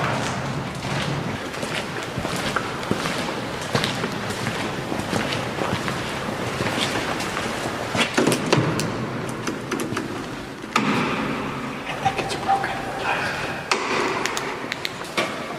That'll get it. Do not disturb the asbestos. Let's get here. Hey, this wasn't a good idea. I don't want cancer. I didn't sign up for cancer. Hepatitis, sure, but not cancer. One time I dashed up the building and I fucking thought it was a security guard. And there's a dog barking all the time. It's not a dog barking, it just sounds like a dog barking. It's all one of the police dog barking. It only got me one night either. I was standing in cuffs. I wasn't, and talking about being passive, I was just standing there fucking like, in here. All the way around. That thing, when they plant on it, just give me a little squeeze, that thing's gonna crush the fuck me. Bro, they can hop her for holy shit. They don't care, they'll buy the cops like me, like you. Thank you, Mom.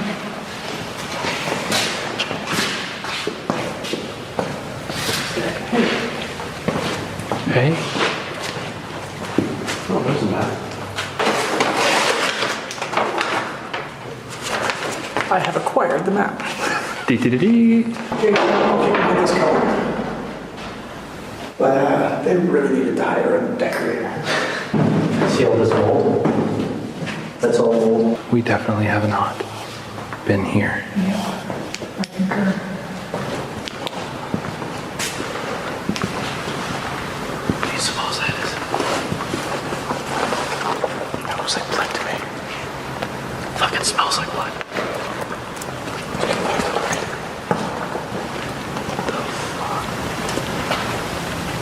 It's all over the machine. Shit, dude, we shouldn't be here. Don't touch anything here. I don't plan on it. Walk around that. Let's back up to the main room.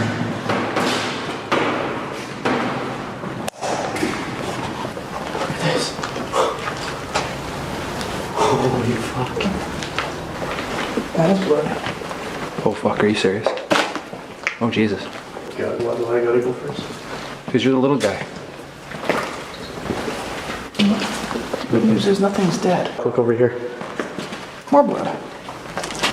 Look, there's more on the table. Fuck, there's more rags up here. Let's get out of here. Kill your lights. I saw Poe drive by. Chris, let's get out of here before we get eats or something. I just want to see you fucking silly. He'll catch up. Hazard awareness. Think this is where they got the sponge? Chris. Where'd Chris go? Poe? 5-0? Keep lights down because we're also near the main street. I'm gonna turn mine off then. Somebody's here. Somebody is here. Who's there? Hello? Hello? Watch the metal.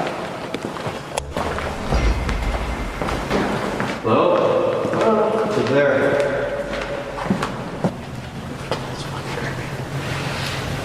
Anybody there?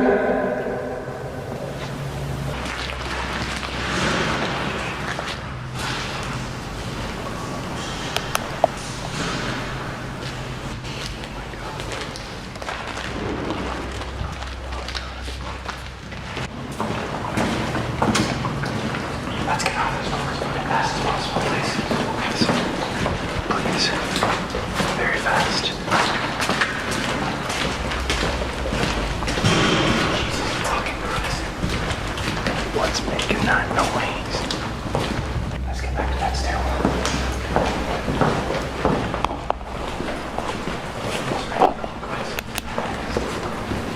Was that there? Whoa. No. Was that there, Jay? No. No. That was not there. We've only been out of this room for like 10 minutes. Not even. Fuck this shit, man. Are you sure that wasn't there? That was not there. That wasn't at this blood. That was not there. Do you want me to roll back the footage and show you? No, let's get the fuck out of here. Stairwell's that way. Let's go. Shh. Lights off. Oh fuck. Roof.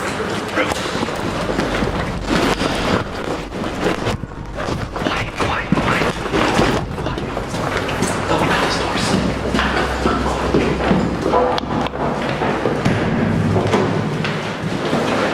If you watch the left side of the frame, a dark figure appears to move silently past an opening before disappearing just as quickly as it came. Also, the sounds alone could have been another person. Abandoned buildings are known to attract trespassers, urban explorers, and even people seeking shelter, making that the most straightforward explanation. But the fleeting figure has led others down a different path.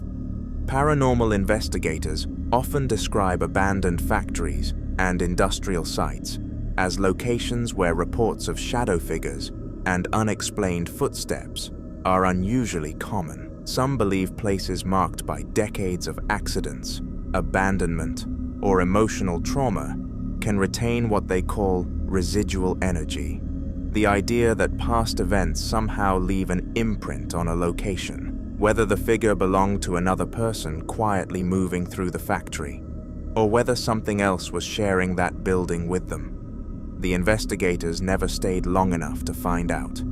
After what they believed was blood and something walking just beyond the light, leaving suddenly seemed like the smartest decision they could make.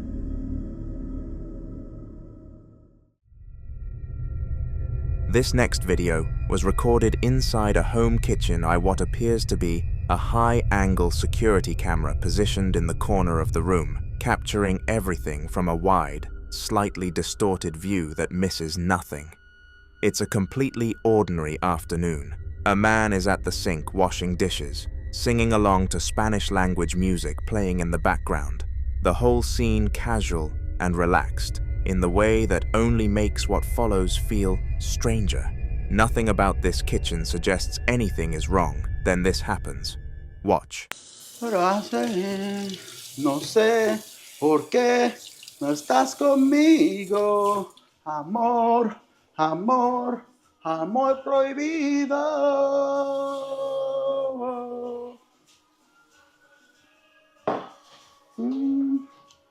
Whoa, oh. Money, money, money, money, money, money. No estás conmigo, amor, amor, amor prohibido.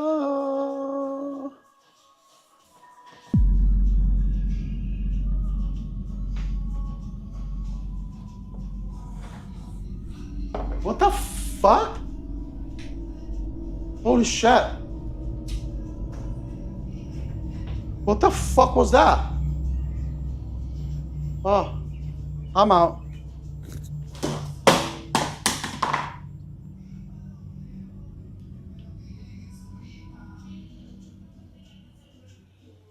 He looks around the room like he's trying to find a rational explanation. That's when it gets worse. The second he leaves the frame, something is violently thrown towards the direction he was standing before. What makes this harder to dismiss is the sequence of it. A small warning first, as if something was testing the space, and then the main event the moment the man turned his back and walked away. Some viewers think the two incidents are connected, like whatever was in that kitchen waited just long enough for him to leave before making its real presence known. Others point to the high chair specifically, noting that in a lot of reported activity, objects associated with children seem to be the focal point. But I'll leave you to be the judge on this one.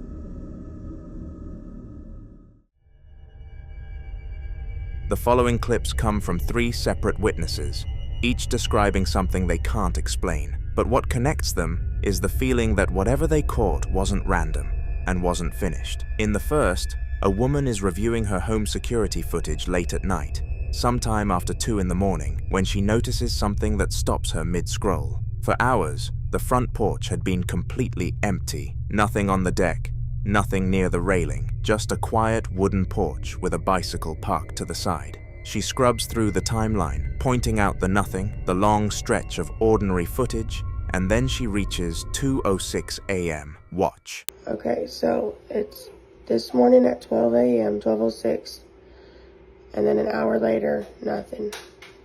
And then you go a little bit further,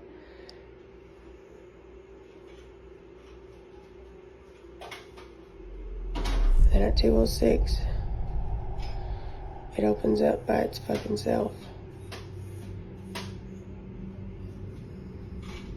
And that's his face facing us. A dark, stooped humanoid figure appears on the porch, not walking into frame, not approaching from the side, just there, standing near the railing, facing the camera as if it had been waiting. She says out loud, "That's his face facing us." And in the background, a child's voice quietly asks to see. That detail alone is hard to shake. Some viewers believe the figure could be a person who wandered onto the property, though the way it materializes without any transition from the preceding frames makes that harder to accept. Others point to the stooped, crouched posture as something that doesn't quite match ordinary human movement captured on infrared. And for those familiar with shadow figure reports, that forward-facing stillness is one of the most commonly described behaviors. Whatever it was, it didn't leave the way it arrived, and she never explained what happened next.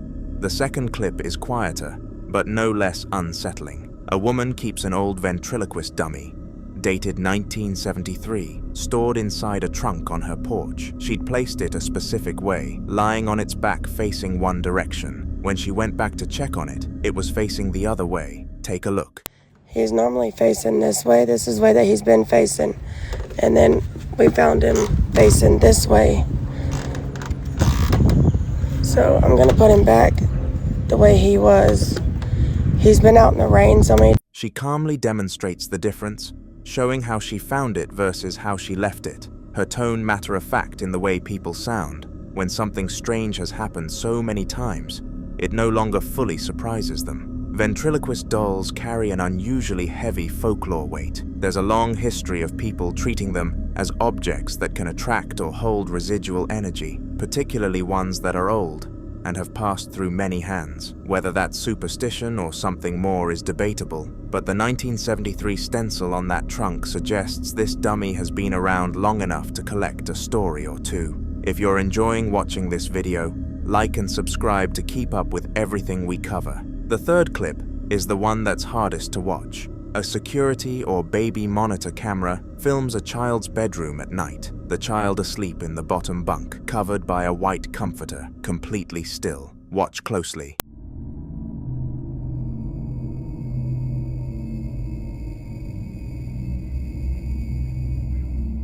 Some viewers think a hidden string could account for the motion, but the force and direction of the pull make that difficult to dismiss casually. Others believe this is exactly the kind of physical interaction that escalates, that it starts with objects, and eventually the person in the room becomes the object. 3 different homes, 3 different witnesses, and in every case, whatever made itself known did so quietly, deliberately, and without explanation. The following video was recorded by a man who had been dealing with a slow and deeply unsettling buildup of strange events inside his home. And what makes his situation different from most is how methodically he documented everything, one clip at a time. It started with something he nearly missed entirely. One night, sitting alone in his dark living room with the TV on, he noticed that when the screen went dark and turned reflective, something wasn't right about what was looking back at him. Watch.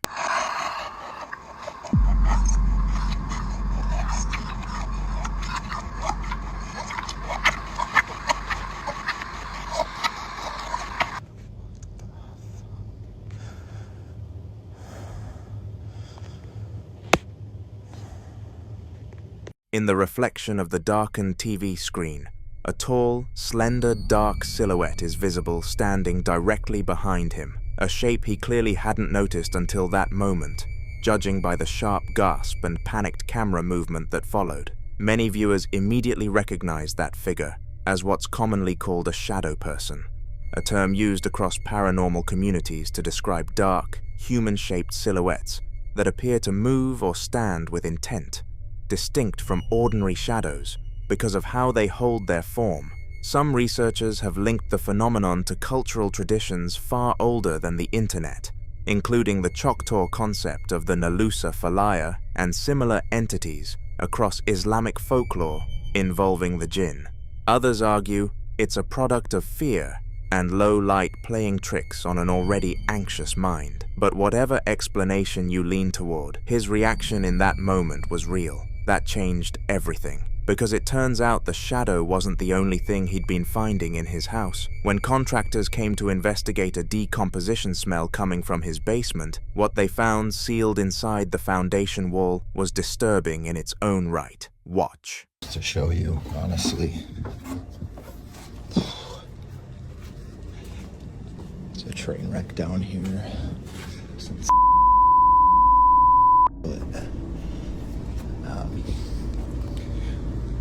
when they decided that wasn't it, they opened up the wall here and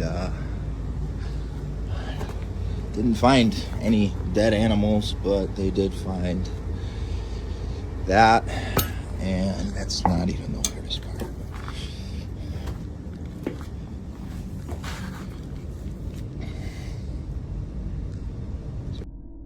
Dude.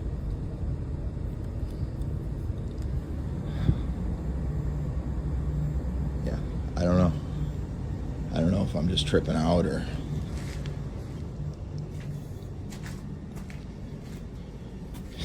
Buried in the excavated rubble, he pulls out a rusted horseshoe and then, and this is where his voice noticeably tightens, a collection of large yellowed teeth, possibly human, sitting in the dirt like they'd been placed there deliberately. For some viewers, the horseshoe reads as little more than an old artifact, but teeth hidden inside a home's foundations carry a darker implication. In certain folk magic traditions, objects sealed within the bones of a building, particularly teeth, which carry personal biological material, were believed to bind a spirit or curse to the home's occupants. Whether that's the framework you use or not, The man's voice makes it clear he didn't go looking for this. He was trying to fix a smell. Now the security camera footage he set up around the house was beginning to catch things too. Take a look.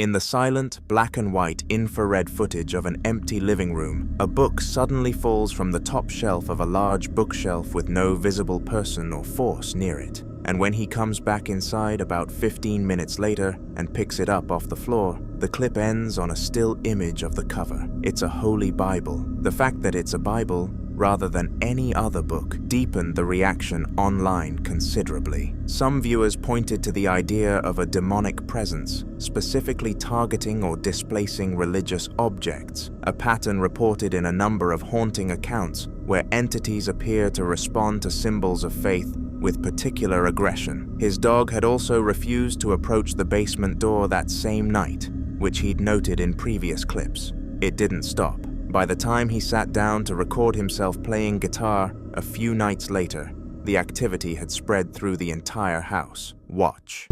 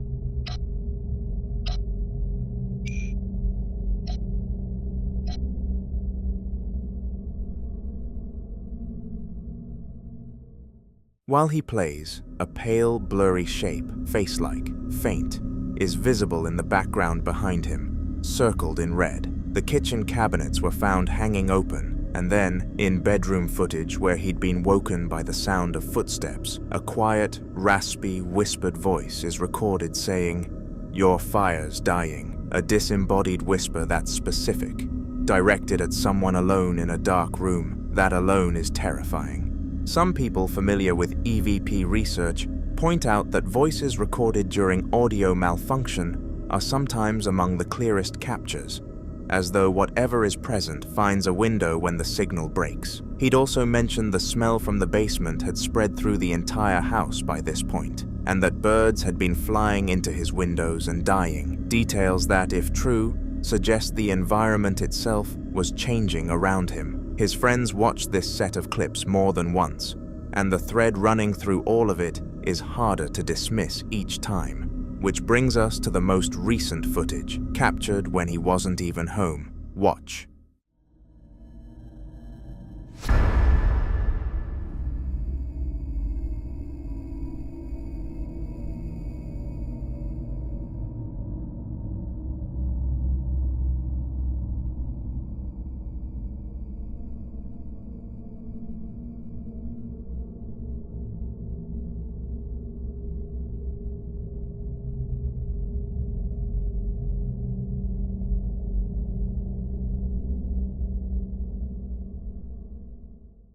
Across these 5 clips, whether you read it as shadow entity, residual curse, tied to whatever was buried in that foundation, or something that's been present in that house far longer than he has, the pattern is the same. It's escalating. It's moving through every room, and so far, nothing he's tried has slowed it down. What do you do when the thing in your house already knows your name?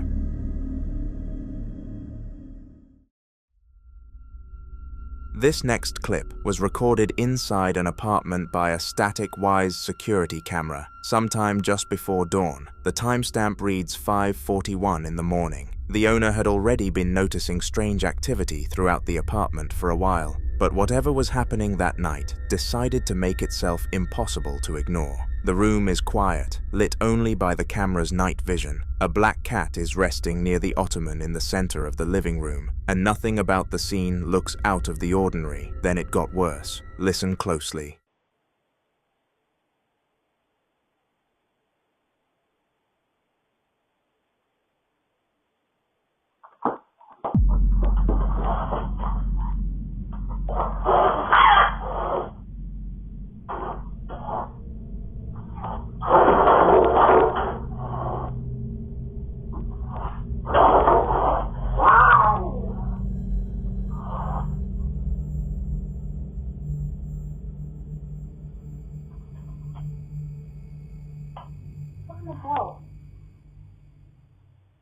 In a matter of seconds, 3 things happen, each one more unsettling than the last. The cat is suddenly propelled backward at a speed that has no natural explanation, sliding violently from the living room into the dining room as a sharp scraping sound cuts through the silence. Then, one dining chair is dragged out from under the table on its own. Then a second one follows. The cat's distress is immediate. You can hear it screech and then let out a long, wailing yowl when the second chair moves. Many believe this kind of escalating multi-object activity points to something with a level of physical force that sets it apart from typical haunting reports. Not a flicker of lights or a cold draft, but something aggressive enough to throw a living animal across a room. Skeptics will reach for hidden strings or wires, but the fluid, high-speed movement of the cat is particularly hard to stage. If you watch all 3 events in sequence, they feel purposeful, like something working its way through the space. So what was in that apartment?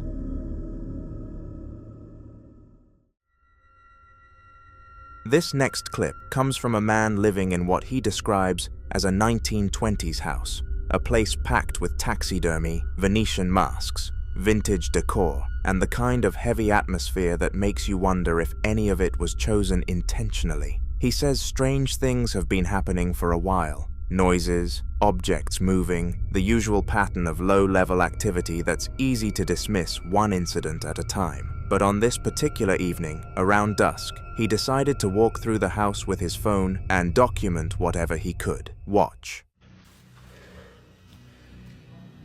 There's been sporadic knocking on my front door for a long time now, since about 7 o'clock. I've not managed to catch it yet.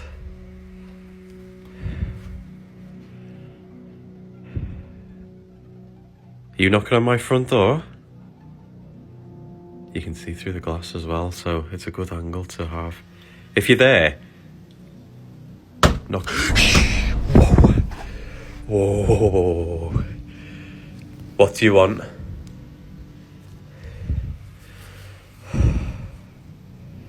What do you want?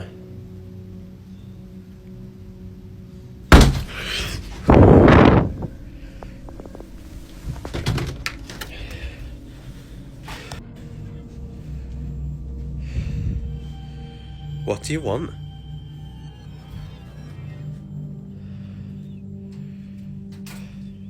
What is that noise? What do you want? Turn the light on. Hello? Hello? I can hear you. Why do you just do this every now and then? What is it you want? Whoa. Oh my god.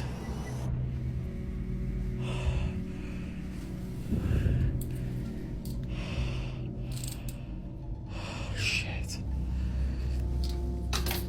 Leave my stuff alone.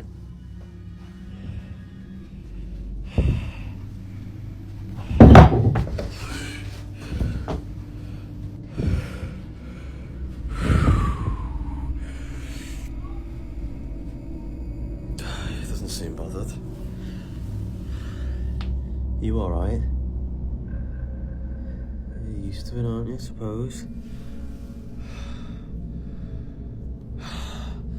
Honestly, stuff like this, even though you do get used to it to a degree, I am shaking like a bloody leaf. And I've gone quite lightheaded as well.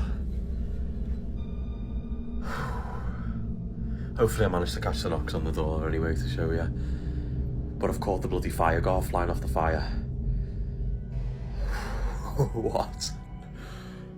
If you listen carefully, many people believe they can hear what sounds like a woman's voice, shouting immediately after the knock. The words are impossible to make out, but the sound is distinct enough that it sparked intense debate online. Some viewers suggested the voice could simply be audio pareidolia, the tendency for the brain to find recognizable words or voices within unclear sounds or background noise. Others wondered whether it was a television, a neighbor, or a distant conversation carried into the recording. Paranormal investigators, however, were quick to compare it to what they call disembodied voices, reports of human speech heard without any visible speaker present. These alleged voices are often described as brief, indistinct, and difficult to understand, sometimes occurring immediately before or after unexplained knocks or other disturbances. While there is no scientific evidence supporting these interpretations, unexplained voices remain one of the most frequently reported elements in alleged haunting cases. Whether the sound was simply an ordinary voice picked up at the perfect moment, or whether something inside that century-old house answered back. The timing of the knock and the voice occurring in one day is what many viewers found hardest to explain.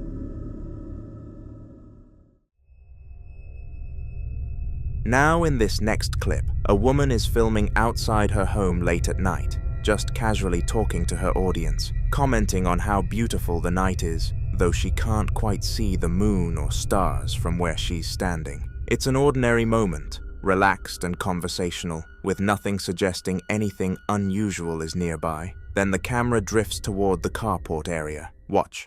Malam ini indah sekali, guys. Tapi kalau di sini nggak kelihatan ada bulan sama bintang. A tall, white, shrouded figure darts out from behind a support post and moves rapidly across the frame before vanishing behind a dark object, and her scream is immediate and completely unfiltered. Some viewers familiar with Indonesian folklore immediately pointed to a pokong, a spirit from Javanese and Sundanese tradition said to appear as a corpse still bound in its burial shroud, the white cloth tied at the head and feet. Others think it's staged, But that scream doesn't wait for permission. The following clips all come from the same household, a Spanish-speaking woman who, at this point, seems less frightened by what's happening around her and more genuinely fed up with it. The activity has been building for a while, and she's started filming it, which is both brave and telling, because what she's been capturing is hard to dismiss. In the first clip, she's up late at night waiting for bread to rise when she starts hearing noises coming from the living room. She films herself, announces she's alone, walks through to show the empty room, and then turns back toward the kitchen. Watch. Esperando a que leo del pan, pero se empezaron a escuchar ruidos en la parte del living. Y estoy sola. No hay nadie. Miren. Literalmente no.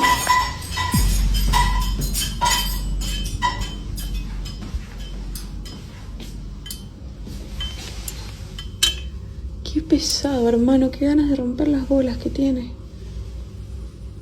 No, es muy rompebolas. The metal kitchen utensils, hanging from the rack above the counter, are swinging on their own. Spatulas, a large spoon, scissors, all of them clanking and hitting each other in a rhythmic pattern, with nobody near them. Her reaction isn't screaming. She sounds annoyed, like this has happened before, and she's running out of patience for it. That kind of exasperated tone is actually one of the more telling details here, because it suggests she's moved past the fear stage entirely. Many who followed cases like this point to that shift, from terror to frustration, as a sign that the activity has been going on long enough to feel almost routine. Some believe this type of poltergeist behavior, objects moving in the kitchen specifically, is connected to residual emotional energy. The idea that strong feelings tied to a space over time can build up and manifest physically. Others are more skeptical and would argue air pressure from an opened window or a distant vibration could set hanging utensils in motion, though explaining all of them swinging at once is a harder sell. Not long after, she and a companion return home one night from what she describes as a session, some kind of spiritual gathering, to find something waiting for them. Watch. Llegamos a la sesión y en la pieza, la cual estaba apagada, está las luces LED prendidas y no sé si alcanzan ver esa silueta, sombra, no sé qué carajo es, pero hay alguien parado en la pieza y estamos literalmente nosotros dos acá. Estamos los dos acá, no hay chance de que alguien esté en la pieza, porque no hay nadie en la casa. No me parece casualidad que lo esté haciendo después de salir de la sesión. Igual la chica me dijo que esto podía pasar. Miren, para que vean que de verdad no hay nadie, subimos lo más rápido que pudimos y no hay nadie en la casa. No, encima miren, el control está en la cama. No, qué bronca. Y ni siquiera lo puedo apagar. Looking up at the building from the street, one window on an upper floor is glowing a solid red, and inside it, a dark head and shoulders silhouette is visible. But according to her, they're both standing outside on the street, and no one else has a key. There's another detail that many viewers missed on their first watch. Near the lower portion of the illuminated window, a much smaller figure, roughly the size of a young child or baby, appears to be present as well. When she switches on a light while continuing to film, the smaller shape briefly becomes reflected in the window, making it appear even more defined before disappearing into the glare.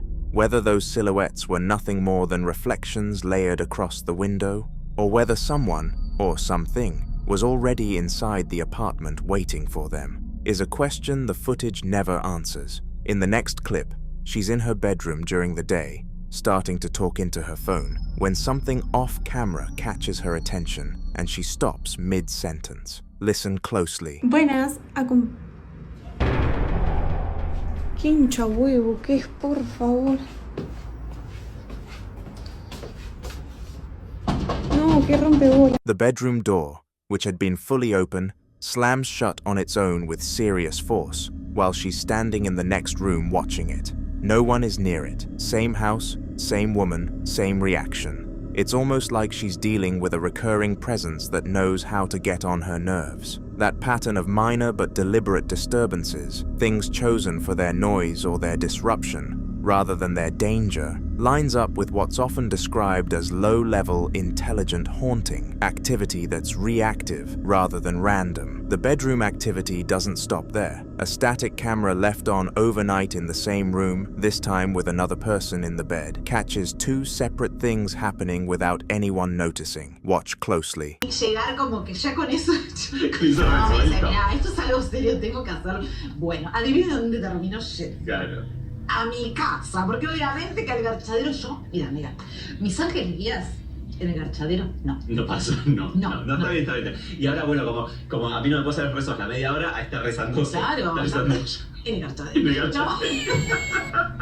Bueno, que es el espacio de mi casa, el espacio devocional. No, pero escúchame, ¿por qué? El garchadero es así. Sí, pero es comodísimo, tiene una cama, tiene todo lo que se necesita, se puede acostar. Lo que no se puede... If you focus on the mirror, what appears to be a dark figure briefly passes through the reflection before disappearing. No one in the room reacts, and there's nothing visible in the bedroom itself that clearly accounts for the movement. The mirror immediately became the center of the discussion. In many paranormal traditions, mirrors are believed to be more than ordinary household objects. Folklore from several cultures describes them as symbolic gateways or bridges through which spirits or negative entities can manifest. For that reason, some spiritual practitioners specifically advise against placing mirrors directly opposite or in front of a bed, believing they can encourage unwanted paranormal activity. Some even warn that simply covering a mirror isn't enough, claiming that whatever is attached to it could uncover the covering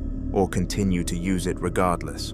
There is, however, no scientific evidence supporting these beliefs, and many people regard them purely as cultural folklore. But according to the person sharing these clips, that wasn't the only time something appeared in the room. On another night, the same bedroom is once again being recorded by a static camera while she sleeps peacefully, completely unaware that anything unusual is happening. Watch.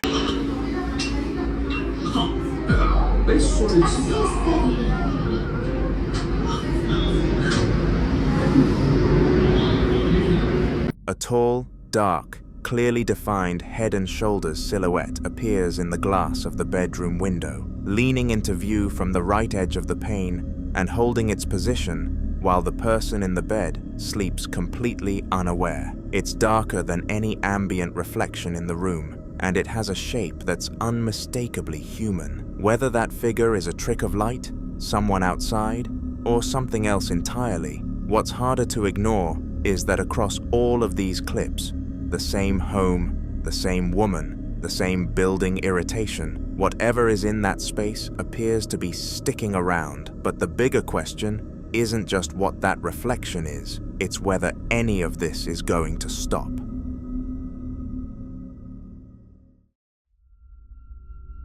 Now in this next clip, a woman in Florida is home alone on what looks like an ordinary afternoon.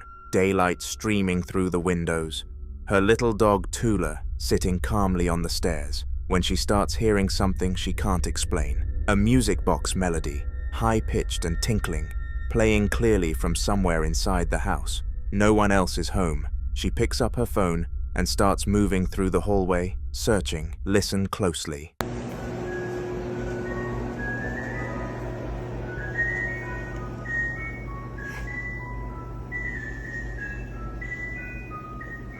I'm home by myself.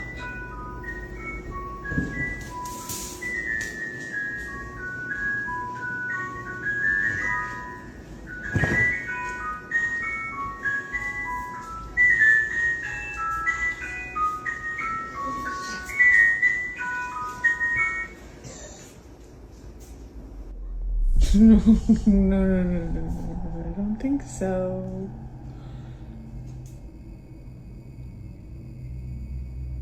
Tula, what was that?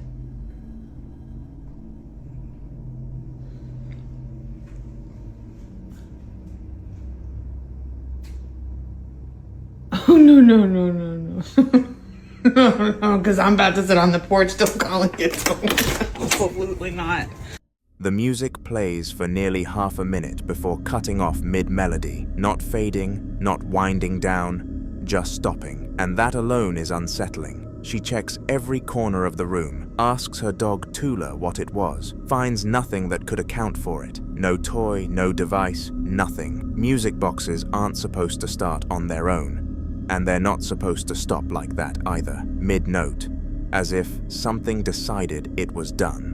Some viewers think a spirit was making itself known, drawn to the familiar comfort of a child's melody. Others suggest an attachment to the holiday decorations or the home itself. She doesn't wait around to find out. By the end of the clip, she's already unlocking the front door. So what do you think was playing that music, and why did it stop the second she got close enough to find it?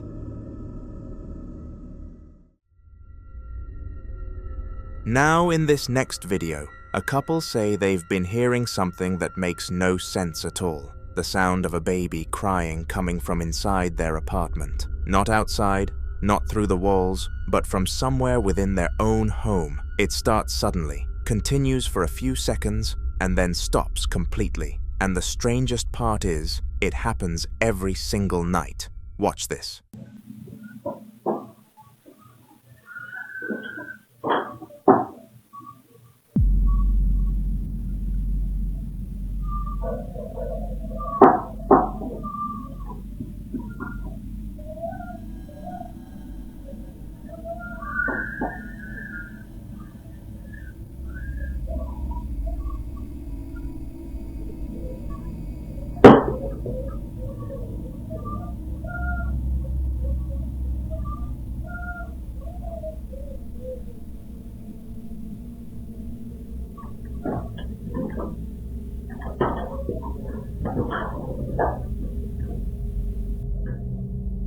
Hey.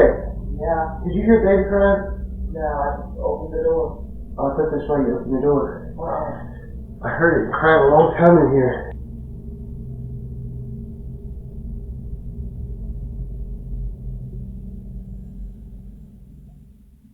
According to the husband, Austin, the cry lasted longer that night than it ever had before. They checked every room and every corner, but found nothing. If it were a neighbor's baby, they would have recognized the direction, but each time, the sound feels contained, like it exists in their space and nowhere else. At first, the couple tried to see it as a positive sign. Some cultures believe hearing a phantom baby cry can symbolize incoming life, a spiritual sign that a child may soon enter the family, but others warn about much darker meanings. In paranormal folklore, disembodied crying, especially of infants, is often associated with entities that mimic vulnerability to draw attention. Spirits that imitate babies are believed to trigger instinctive emotional responses, lowering fear and making people more receptive to their presence. There's also the unsettling connection to stories like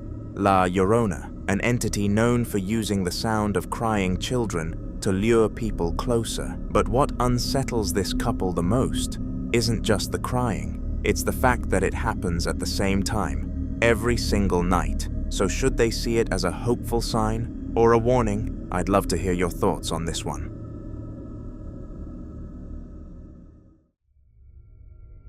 Now in this next clip, two girls, friends by the sound of it, are messing around in a bedroom late at night, trying to climb onto the top bunk the hard way, one standing on the other's shoulders. It's the kind of silly, chaotic moment that gets filmed because it's funny, nothing more. One of them falls, they both end up on the floor in hysterics, and the girl in the red shirt is laughing so hard she can barely breathe. According to her, the video was posted to Facebook as a funny clip and sat there for weeks before anyone noticed anything. Then someone in the comments asked a question that stopped her cold. Watch.